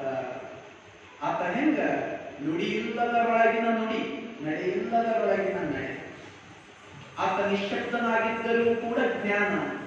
ಆತ ಜ್ಞಾನವನ್ನ ಕೊಟ್ಟು ಬಗೆಯನ, ತಂಗಿ ಕೊಟ್ಟು ಬಗೆಯನ. ಆ ತಂಗಿ ಆ ಜ್ಞಾನವನ್ನ ನಾವು ಹಂಚ್ತಾ ಇದ್ದಾಳೆ ಈ ಮಾತುಗಳ ಬಂದಾಗ ಮುಕ್ತಾಯಕ್ಕ. ಈ ರೀತಿಯಲ್ಲಿ ಚಿಂತನೆಗಳ ನಡೆದಿವೆ. ಅಂಥ ಸಂದರ್ಭದೊಳಗೂ ಎಂಥ ಚಿಂತನೆ ನಡೆದಿತ್ತು. ಇದನ್ನ ಏನು ಚಿಂತನೆಗಳಾಗಿತ್ತು ಇವೆಲ್ಲ ನಾವು ಇವುಗಳನ್ನ ನೋಡಬಹುದು. ವಚನಗಳ ಮೂಲಕನೇ ಬಹಳ ಚಂದ ಕಟ್ಟಿಕೊಟ್ಟಿದ್ದದ ನಮಗೆ. ಅದಕ್ಕ ನುಡಿ ಇಲ್ಲ ಅನ್ನೋ ಕಡೆನೆ ನುಡಿಯಲ್ಲ, ನಡೆ ಇಲ್ಲ ಅನ್ನೋ ಕಡೆನೆ ನಡೆಯಲ್ಲ. ಅರಿದು ಮರೆದ ಪರಿ ಅಂತೂ ಇಲ್ಲ. ಅರ್ಥ ಮಾಡ್ಕೊಂಡು ಬರ್ತೀನಿ ಅಂತೀರಲ್ಲ, ಅದೆಂತ ಪರಿ? ಅದಕ್ಕೆ ಆತ ಹೇಳ್ತಾನ, ತನ್ನಲ್ಲಿ ತಾನು ತದ್ಗತವಾಗಿಪ್ಪ ಶಿವಯೋಗಿಗೆ ಭಿನ್ನವಿಲ್ಲ ಅಂತ. ತನ್ನೊಳಗೆ ತಾನು ಅರ್ಥ ಮಾಡ್ಕೊಂಡಿರ್ತಕ್ಕಂಥ ಶಿವಯೋಗಿಗೆ ಯಾವುದೇ ಭಿನ್ನ ಇರಲು ಅರಿವು ಮರುವನ್ನ ಕೆಡಿಸಿ ಅರಿವನ್ನ ಪಡ್ಕೋತಾರ. ಆ ಅರಿವು ನಿಂದ ಆಗಬೇಕು, ಆ ಜ್ಞಾನವನ್ನ ನೀನು ಪಡ್ಕೋಬೇಕು. ಅದಕ್ಕ ಎಲ್ಲವೂ ಒಂದೇ. ಅಜಗಣ್ಣ ಆತ ಲಿಂಗದೊಳಗ ಸ್ವಯ ಆಗ್ಯಾನ, ಅದಕ್ಕೆ ನೀನು ದುಃಖಿಸ್ಬೇಡ, ಅದಕ್ಕೇನು ಬಿಡ್ತಾಳೆ. ಚಿಂತನೆ ಹಂಗೆ ನಡೆದು ನಾವು ಮಾತಾಡ್ತಾ ಹೋದ್ರೆ ಇನ್ನ ಚಿಂತನೆ ಬಹಳ ಹೋಗ್ತದೆ. ಆಕೆ ಹೇಳ್ತಾಳ, ಸಿಡಿದು ಹೋಯ್ತ ಬಾವಿಗೆ ಸೋಪಾನ ಬಬೇಕು. ಬಾಯಿನಲ್ಲಿ ಸಿಡಿದು ಬಿದ್ದು ಬಾಯಿ ಮುಳ್ಳು ಹೋಗ್ಯಾವ, ಅದು ಮತ್ತೆ ಚಿಡಿ ಕಟ್ಟಬೇಕೇನು? ಸಿಡಿದು ಹೋಯ್ತ ಬಾವಿಗೆ ಸೋಪಾನ ಬಬೇಕು, ನೆರೆಯರಿದ ಬಳಿಕ ಮತ್ತೆ ಮತಿ ಹುಟ್ಟಲುಂಟೆ, ಸೊಡರುಳ್ಳ ಮನೆಗೆ ಮತ್ತೆ ತಮಂದವೆಲ್ಲಿಯರು, ತನ್ನಲ್ಲಿ ತಾನು ತದ್ಗತವಾದ ಬಳಿಕ ಬೊಮ್ಮ ಪರಬೊಮ್ಮವಾದವೆಂಬುದಿಲ್ಲ ನೋಡ ಅಜಗಣ್ಣ ತಂದೆ. ಅಜಗಣ್ಣ ತಂದೆಗೆ ಬೊಮ್ಮ ಪರಬೊಮ್ಮ ಅನ್ನೋ ವಾದನೆ ಇಲ್ಲ. ಎಲ್ಲಿ ಒಂದು ಬಾವಿನೇ ಸಿಡಿದು ಹೊಡೆದು ಕಲ್ಲುಗಳಿಂದ ಉಳ್ಳೆ ಅದರಿಂದ ನಡ್ಕೊಂಡು ಹೋಗ್ಬೋದು, ಮತ್ತೆ ಅದಕ್ಕೆ ಸಿಡಿಬೇಕು. ಯಾವ ಕೈಯೊಳಗ ಜ್ಯೋತಿ ಅದ, ಸೊಡರುಳ್ಳ ಮನೆಗೆ, ಸೊಡರು ಅಂದ್ರೆ ದೀಪ, ಸೊಡರುಳ್ಳ ಮನೆಗೆ ಮತ್ತೆ ತಮಂದವೆಂಬುದುಂಟೆ, ಮತ್ತೆ ಕತ್ತಲು ಅನ್ನೋದು ಇರ್ತದೆ. ನನ್ನ ಅಜಗಣ್ಣ ತಂದೆ ಅಂತವನು, ತನ್ನಲ್ಲಿ ತಾನು ತದ್ಗತನಾದವನು. ಅದಕ್ಕ ಬೊಮ್ಮ ಪರಬೊಮ್ಮ ಅಂತಕ್ಕಂಥ ವಾದ ಎಲ್ಲಿದು ನನ್ನ ಅಜಗಣ್ಣ ತಂದೆ. ಮತ್ತೆ ಅಲ್ಲಮ ಪ್ರಭು ಹೇಳೋದು ಇದೆಂತದು ಅಂತ. ಅಲ್ಲಮ ಪ್ರಭುನೇ ಪರೇಶಾನ, ಇವನಿಗೆ ಯಾಕೆ ನಾನು ತತ್ವಗಳು ತಿಳಿಸಬೇಕಾಗ್ಯದ. ಒಟ್ಟಾರೆ ಹೆಂಗಿದ್ರು ಅಲ್ಲಿ ತತ್ವಗಳ ತಿಕ್ಕಾಟ ಅನ್ನೋದು ಅದರೊಳಗೆ ನಮಗೊಂದಿಷ್ಟು ಜ್ಞಾನ ಸಿಕ್ತು. ಅದಕ್ಕ ಆತ ಹೇಳ್ತಾನ, ನುಡಿಯಿಂದ ನಡೆಗೆಟ್ಟಿತ್ತು, ನಡೆಯಿಂದ ನುಡಿಗೆಟ್ಟಿತ್ತು, ಭಾವ ತಾನೇ ನಾಚಿ ಮಾಡುದು. ನುಡಿಯಿಂದ ನಡೆಗೆಟ್ಟದ, ನಡೆಯಿಂದ ನುಡಿಗೆಟ್ಟದ. ನಡೆ ನುಡಿ ಇವೆರಡು ಒಂದಾಗಿದ್ದವರು ಇವರು ಶಬ್ದ ಸೂತಕಿಗಳಾಗಿರುವುದು. ಅದಕ್ಕ ಆತ ಅಜಗಣ್ಣ ಲಿಂಗೈಕ್ಯನಾದ ಸ್ಥಿತಿ, ಆತ ಐಕ್ಯದೊಳಗೆ ಐಕ್ಯ ಆಗ್ಯಾನ, ಬೆಳಕಿನೊಳಗೆ ಬೆಳಕಾಗ್ಯಾನ. ಅದಕ್ಕೆ ದುಃಖಿಸೋದು ಯಾಕ ತಾಯಿ? ಅದಕ್ಕೆ ಯಾಕೆ ಇಷ್ಟು ದುಃಖಿಸ್ತಿ, ಯಾಕೆ ಶೋಕಿಸ್ತಿ? ಹೀಗೆ ಸಮಾಧಾನ ಮಾಡ್ತಾನ. ಆಗ ಆಕೆಗೆ ಅನಿಸ್ತದ, ಅಹುದಹುದು ಈಗ ಒಪ್ಕೋತಾರೆ. ಅಹುದಹುದು ಶಿವಶರಣರ ಮಹಿಮೆ ಆರಿಗೆಯೂ ಕಾಣಬಾರ. ಅರಿವಡೆ ಮತಿ ಇಲ್ಲ, ನೆನೆವಡೆ ಮನವಿಲ್ಲ ಎನ್ನ ಅಜಗಣ್ಣ ತಂದೆಯನ್ನೊಳಕೊಂಡ ನಿಮ್ಮ ಮಹಿಮೆಗೆ ನಮೋ ನಮೋ ಎನ್ನುತ್ತಿರುತ್ತೇನೆ. ಆಕೆ ಕಡಿಗಂತ ನನ್ನ ಅಜಗಣ್ಣನ ತಂದೆಯನ್ನೇ ಒಳಗೊಂಡಿರ್ತಕ್ಕಂಥ ನಿಮ್ಮ ಮಹಿಮೆ ಬಹಳ ದೊಡ್ಡದು, ನಿಮ್ಮ ಮಹಿಮೆಗೆ ನಾನು ವಂದಿಸ್ತೀನಿ, ನಿಮಗೆ ನಾನು ಶರಣಾಗ್ತೀನಿ. ಆಕೆಯ ಮನಸ್ಸು ಈಗ ಸ್ವಲ್ಪ ನಿರಾಳ, ಒಂದಿಷ್ಟು ಸಮಾಧಾನ. ಇಷ್ಟೆಲ್ಲ ಚಿಂತನೆ ಮಾಡಿದ್ರು ನಂತರ ಏನು ಒಂದು ಭಾರ ಕಳ್ಕೊಂಡಂಗ ಈಕಿ ಹಗುರ, ಏನೋ ಒಂದು ವಜ್ರ ಕಳ್ಕೊಂಡಾಗ ಅವಾಗೆ ಹಗುರ. ಅವನಿಗೂ ವಜ್ರನೇ ತಿಳಿದ ಅಲ್ಲಮ ಪ್ರಭುವಿಗೆ. ಅವನಿಗೆ ಅಬ್ಬ ಕಡಿಗೂ ಮುಕ್ತಾಯಕ್ಕ ಕಡಿಗೂ ಈಕೆಯ ಜ್ಞಾನನೂ ಗೊತ್ತಾಗ್ತು, ಕಡಿಗೆ ಈಕೆ ಸಮಾಧಾನನಾದ್ರೂ ಆಗ್ತದೆ. ಒಂದಿಷ್ಟು ಭಾರ ಕಳ್ಕೊಂಡ್ಳು, ಅವನು ತಲೆ ಮೇಲಿಂದು ಭಾರ ಇಳ್ದಂಗ ಆಗ್ತು. ಅದಕ್ಕೆ ಆಕೆ ಹೆಂಗಿದ್ದಳು ಮುಕ್ತಾಯಕ್ಕ ಅಂದ್ರ ಆಕೆನೇ ಒಂದು ವಚನದೊಳಗೆ ಹೆಂಗಿರಬೇಕು ನಾವು ಅನ್ನೋದನ್ನ ಹೇಳ್ತಾಳ. ಅದರೊಳಗಿದ್ದ ಪರಿಮಳದಂತೆ ಹಂಗಿರಬೇಕು ನಮ್ಮ ಭಾವ, ಹೆಂಗಿರ್ಬೇಕು ನಮ್ಮ ಯೋಗ, ಹೆಂಗಿರ್ಬೇಕಂದ್ರೆ ಭೂಮಿನೊಳಗೆ ಪರಿಮಳ ಹೆಂಗಿರ್ತದ ಹಂಗಿರ್ಬೇಕು. ಭೂಮಿನೊಳಗೆ ಅಡಗಿರ್ತಕ್ಕಂಥ ಪರಿಮಳ ನಮ್ಮ ಯಾರ ಕಣ್ಣಿಗೂ ಕಾಣಲ್ಲ. ಹಾಗ ನಮ್ಮ ಯೋಗ ಕೂಡ ಹಂಗೆ ಇರಬೇಕು. ಅದು ಗುಪ್ತ ಯೋಗ, ಮತ್ತೊಬ್ಬರಿಗೆ ತೋರಿಕೆಗಾಗಿ ಯೋಗ ಇರಬಾರ್ದು, ಮತ್ತೊಬ್ಬರು ತೋರಿಕೆಗಳಿಗೆ ಪೂಜೆ ಇರಬಾರ್ದು. ಅದಕ್ಕೆ ಹೆಂಗಿರ್ಬೇಕು? ಅದರೊಳಗಿದ ಪರಿಮಳದಂತೆ, ಪತಂಗದೊಳಗಿದ ಅನಲನಂತೆ. ಪತಂಗ ಸೂರ್ಯ, ಅನಲ ಬೆಂಕಿ. ಸೂರ್ಯನೊಳಗೆ ಹೆಂಗ ಬೆಂಕಿ ಅಡಗ್ಯಾವಲ್ಲ, ಹಂಗ ನಾವು ಲಿಂಗದೊಳಗೆ ಅಡಗಿರ್ಬೇಕು. ಹಂಗ ನಮ್ಮ ಗುಪ್ತ ಭಕ್ತಿ ಇರಬೇಕು. ಶಶಿಯೊಳಗಿದ ಷೋಡಶ ಕಳೆಯಂತೆ, ಚಂದ್ರನಲ್ಲಿ ಹೇಗೆ ಕಳೆ ಅದ, ಕಳೆಗಳ ಅಡಗಿರ್ತವೆ, 16 ಬಗೆಯ ಕಳೆಗಳಂತ ಕಲೆ ಹಾಗಿರಬೇಕು. ಉದುವು ಅಡಗಿದ ವಾಯುವಿನಂತೆ, ವಾಯುವಿನಲ್ಲಿ ಶಬ್ದ ಅದ, ಆದ್ರೆ ಯಾರು ಕಿವಿಗೂ ಕೇಳಲ್ಲ. ಅದು ಮತ್ತೊಂದ್ರ ಜೊತೆ ಘರ್ಷಣೆ ಆದಾಗ ಮಾತ್ರ ಆ ಶಬ್ದ ಕೇಳ್ತದ. ಹಿಂಗ ನಮ್ಮ ಭಾವ ಇರಬೇಕು. ಸಿಡಿಲೊಳಗಿದ ಗಾತ್ರದ ತೇಜದಂತೆ, ಸಿಡಿಲಿನೊಳಗೆ ತೇಜಸ್ಸದ, ಯಾವಾಗ ಬಡಿತ ಅವಾಗ ಮಾತ್ರ ಬರ್ತದ, ಇಲ್ಲ ಅದರೊಳಗೆ ಅಡಗಿರ್ತದ. ಹಂಗಿರಬೇಕು. ಇರಬೇಕಯ್ಯ ಯೋಗ ಎನ್ನ ಜಗಣ್ಣ ತಂದೆಯಂತೆ. ಹಂಗ ನಮ್ಮ ಯೋಗ ಇರಬೇಕು. ಇಂಥ ಒಂದು ಯೋಗವನ್ನ ಅಣ್ಣ ತಂಗಿ ನಮಗೆ ಕಲಿಸ್ಕೊಟ್ಟು, ಇಂಥ ಒಂದು ಐಕ್ಯವನ್ನ ಅಣ್ಣ ತಂಗಿ ನಮಗೆ ಕಲಿಸ್ಕೊಟ್ಟವರು, ಹಿಂಗ ಬದುಕಿದ್ರು. ಅದಕ್ಕ ಲಕ್ಕುಂಡಿಯೊಳಗೆ ಒಂದು ಅನುಭವ ಮಂಟಪ, ಅಲ್ಲಿ ಅನುಭವಗಳ ತಿಕ್ಕಾಟ, ಹಿಂಗ ಅನುಭವ ಮಂಟಪ ಸೃಷ್ಟಿಯಾಗಿತ್ತು. ಇನ್ನು ಮುಂದುವರೆದು ಹಿಂಗೂ ಆಗ್ತದೆ. ಅಲ್ಲಿ ಆಕೆಯನ್ನು ಸಮಾಧಾನ ಮಾಡಿ ಅಲ್ಲಮ ಪ್ರಭುದೇವರು ಕಲ್ಯಾಣಕ್ಕೆ ಬಂದರು. ಬಹುಶಃ ಆಕೆ ಮುಕ್ತಾಯಕ್ಕ ಕೂಡ ಮುಂದೆ ಕಲ್ಯಾಣಕ್ಕೆ ಬರ್ತಾರೆ. ಕಲ್ಯಾಣ ಶರಣರ ಸಂಘದೊಳಗಿದ್ದಳು. ಯಾಕಂದ್ರೆ ಆಕೆಯ ವಚನದೊಳಗೆಲ್ಲ ಬಸವಣ್ಣ, ಅಲ್ಲಮ ಪ್ರಭುದೇವ, ಮಡಿವಾಳ ಮಾಚಿದೇವ ಎಲ್ಲರ ಹೆಸರುಗಳು ಉಲ್ಲೇಖ. ಆಕೆಯ ವಚನದೊಳಗೆ ನೋಡ್ಬೋದು, ಮುಕ್ತಾಯಕ್ಕ ವಚನದೊಳಗೆ ಎಲ್ಲ ಶರಣರನ್ನ ಅವರಿಂದಾನೇ ನಾನು ಬದುಕಿದ್ದೇನು ಅಂತ ಹೇಳ್ತಾಳ ಅನ್ನೋದಾದ್ರ ಶರಣರ ಸಂಘ ಆಕೆಗೆ ಸಿಕ್ಕ. ಹೀಗಾಗಿ ಅನುಭವ ಮಂಟಪಕ್ಕೆ ಬಂದಾಳ. ಜನಪದರು ಹೇಳ್ತಾರೆ ಆಕೆ ಕಲ್ಯಾಣಕ್ಕೆ ಬಂದಿದ್ದಳು, ಕಲ್ಯಾಣದ ಮಹಾಮನೆಯೊಳಗ ಬಸವಣ್ಣನ ತಂಗಿ ಹಂಗೆ ಉಳ್ಕೊಂಡಿದ್ದಳು ಮತ್ತು ಕಲ್ಯಾಣದೊಳಗ ಹಸುವನ್ನ ಮೇಯಿಸ್ಕೊಂಡು ಬರೋ ಕಾಯಕ ಮಾಡ್ತಿದ್ದಳು ಮುಕ್ತಾಯಕ್ಕ. ಅದಕ್ಕ ಜನಪದರು ಹೇಳ್ತಾರೆ ಹಿಂಗ, ಬಸವಣ್ಣನ ಒಳಗ ಅಜಗಣ್ಣನ ಕಂಡಾಳ, ಭಕ್ತಿಲಿ ಬಾಗಿ ನಮಿಸ್ಯಾಳ, ಭಕ್ತಿಲಿ ಬಾಗಿ ನಮಿಸ್ಯಾಳ, ಮುಕ್ತಾಯಿ ಸಾಕು ತಂಗಿಯಾಗಿ ಬೆಳೆದಾಳ. ಜನಪದರು ಹೇಳ್ತಾರ ಮುಕ್ತಾಯಕ್ಕ ಕಲ್ಯಾಣಕ್ಕ ಬಂದು ಬಸವಣ್ಣನ ಆರೈಕೆಯೊಳಗೆ ಬೆಳೆದಾಳ. ಅಜಗಣ್ಣನ ಸ್ವಂತ ತಂಗಿ ಬಸವಣ್ಣನ ಸಾಕು ತಂಗಿಯಾಗಿ ಬೆಳೀತಾಳ ಕಲ್ಯಾಣದೊಳಗ. ಬಸವಣ್ಣನೊಳಗೆ ಅಜಗಣ್ಣನನ್ನ ಕಂಡಾಳ. ಇದು ಜನಪದರಿಗೆ ಹೇಳ್ತಕ್ಕಂಥ ಹಾಡು. ಅದಕ್ಕೆ ಬಸವಣ್ಣನೊಳಗೆ ಅಜಗಣ್ಣನನ್ನ ಕಂಡು ಭಕ್ತಿಯಿಂದ ಆತನಿಗೆ ಬಾಗಿ ನಮಿಸಿ ಆಕೆ ಕಲ್ಯಾಣದೊಳಗ ಬೆಳೆದಾಳ, ಸಾಕು ತಂಗಿಯಾಗಿ ಬೆಳೆದಾಳ ಅಂತ. ಇಂಥ ಮುಕ್ತಾಯಕ್ಕ, ಇಂಥ ಶಿವಶರಣೆ ಒಪ್ಪದಿದ್ದಳು ಮುಕ್ತಾಯಕ್ಕ. ಅಜಗಣ್ಣನ ಪುಟ್ಟ ಭಕ್ತಿ, ಮುಕ್ತಾಯಕ್ಕಳ ಜ್ಞಾನ ವಿವೇಕ, ಇಂಥ ಶರಣರಿದ್ರು.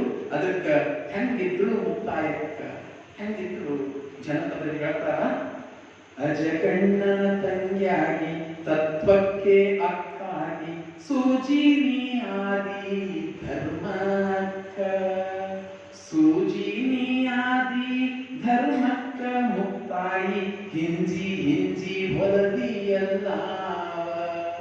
ಆಕಿ ಧರ್ಮಕ್ಕ ಸೂಜಿ ಆಗ್ಯಾಳ. ಸೂಜಿ ಕೆಲಸ ಏನು? ಬಟ್ಟಿಯನ್ನ ಹೊಲಿಯೋದು.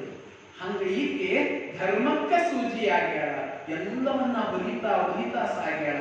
ಇದು ಜನಪದರು ಕಟ್ಕೊಡೋ ರೀತಿ. ಜನಪದರು ಎಷ್ಟು ಚಂದ ಉಪಮೆಯನ್ನ ಬಳಸಬೇಕಾದ್ರೆ ಹಿಂಗ್ ಬಳಸ್ತಾರೆ ಅಂದ್ರ, ತನ್ನ ಅಣ್ಣ ಕೊಟ್ಟು ಹೋಗಿರುವ ತತ್ವವನ್ನ ಕಲ್ಯಾಣದವರೆಗೂ ತಗೊಂಡು ಬಂದು ಕಲ್ಯಾಣದ ಅನುಭವ ಮಂಟಪದೊಳಗ ಶರಣರಿಗೆಲ್ಲ ಹಂಚುವ ಕಾಯಕ ಮಾಡ್ಯಾರಲ್ಲ. ಆಕೆ ಶರಣ ಧರ್ಮದ ಅರಿವೆಯನ್ನ ಬೆಸಿತಕ್ಕಂಥ ತತ್ವ ಆಗಿ ಕೆಲಸ ಮಾಡ್ಯಾರ, ಸೂಜಿಯಾಗಿ ಕೆಲಸ ಮಾಡ್ಯಾರ. ಹೀಗೆ ಆಕೆ ಸೂಜಿನೇ ಆಗಿ ಎಲ್ಲವನ್ನ ಹಿಂಜಿ ಬಂದಾಳ ಅಂತ. ಅಂಥ ಮುಕ್ತಾಯಕ್ಕ, ಇಂಥ ಅಜಗಣ್ಣ ಅಂಥ ಮುಕ್ತಾಯಕ್ಕ ಹೆಂಗಿದ್ರು ಮುಕ್ತಾಯಕ್ಕ ಅಂದ್ರ ನನ್ನ ಬಹಿರಂಗವಾದ ಆಕೆ ಮುಕ್ತಾಯ. ಶರಣರಿಗೆ ಹೆಂಗಿದ್ರು ಮುಕ್ತಾಯಕ್ಕ, ನನ್ನ ಬಹಿರಂಗವ ಶುದ್ಧಗೊಳಿಸಿದ ಆಕೆ. 5ಕ್ಕೆ ಲೆಕ್ಕಮ್ಮ ಹೇಳ್ತಾಳೆ. ಏನ್ ಹೇಳ್ತಾಳಂದ್ರ 5ಕ್ಕೆ ಲೆಕ್ಕಮ್ಮ, ನನ್ನ ಬಹಿರಂಗವ ಶುದ್ಧಗೊಳಿಸಿದಾಕೆ ಮುಕ್ತಾಯಕ್ಕ, ಎನ್ನ ಅಂತರಂಗವ ಶುದ್ಧಗೊಳಿಸಿದ ಗಟ್ಟಿವಾಳಿಯ. ಇನ್ನೊಬ್ಬ ಶರಣಮ್ಮ ಇದ್ದ ಕಲ್ಯಾಣ.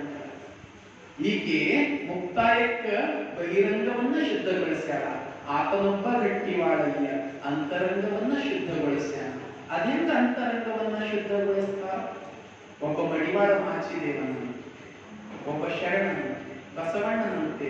ಆದ್ರ ಆ ಗಟ್ಟಿವಾಳೆಯನ ಪರಿನೇ ಬೇರೆ ಅದ, ಆತನ ರೀತಿನೇ ಬೇರೆ ಅದ. ಹೆಂಗದ ಗಟ್ಟಿವಾಳೆಯನ ರೀತಿ? ನಾಳೆ ಚಿಂತನೆ ಮಾಡೋಣ ಅಂತ ಹೇಳ್ತಾ ನಿಮ್ಮೆಲ್ಲರಿಗೆ ಅನಂತ ಶರಣು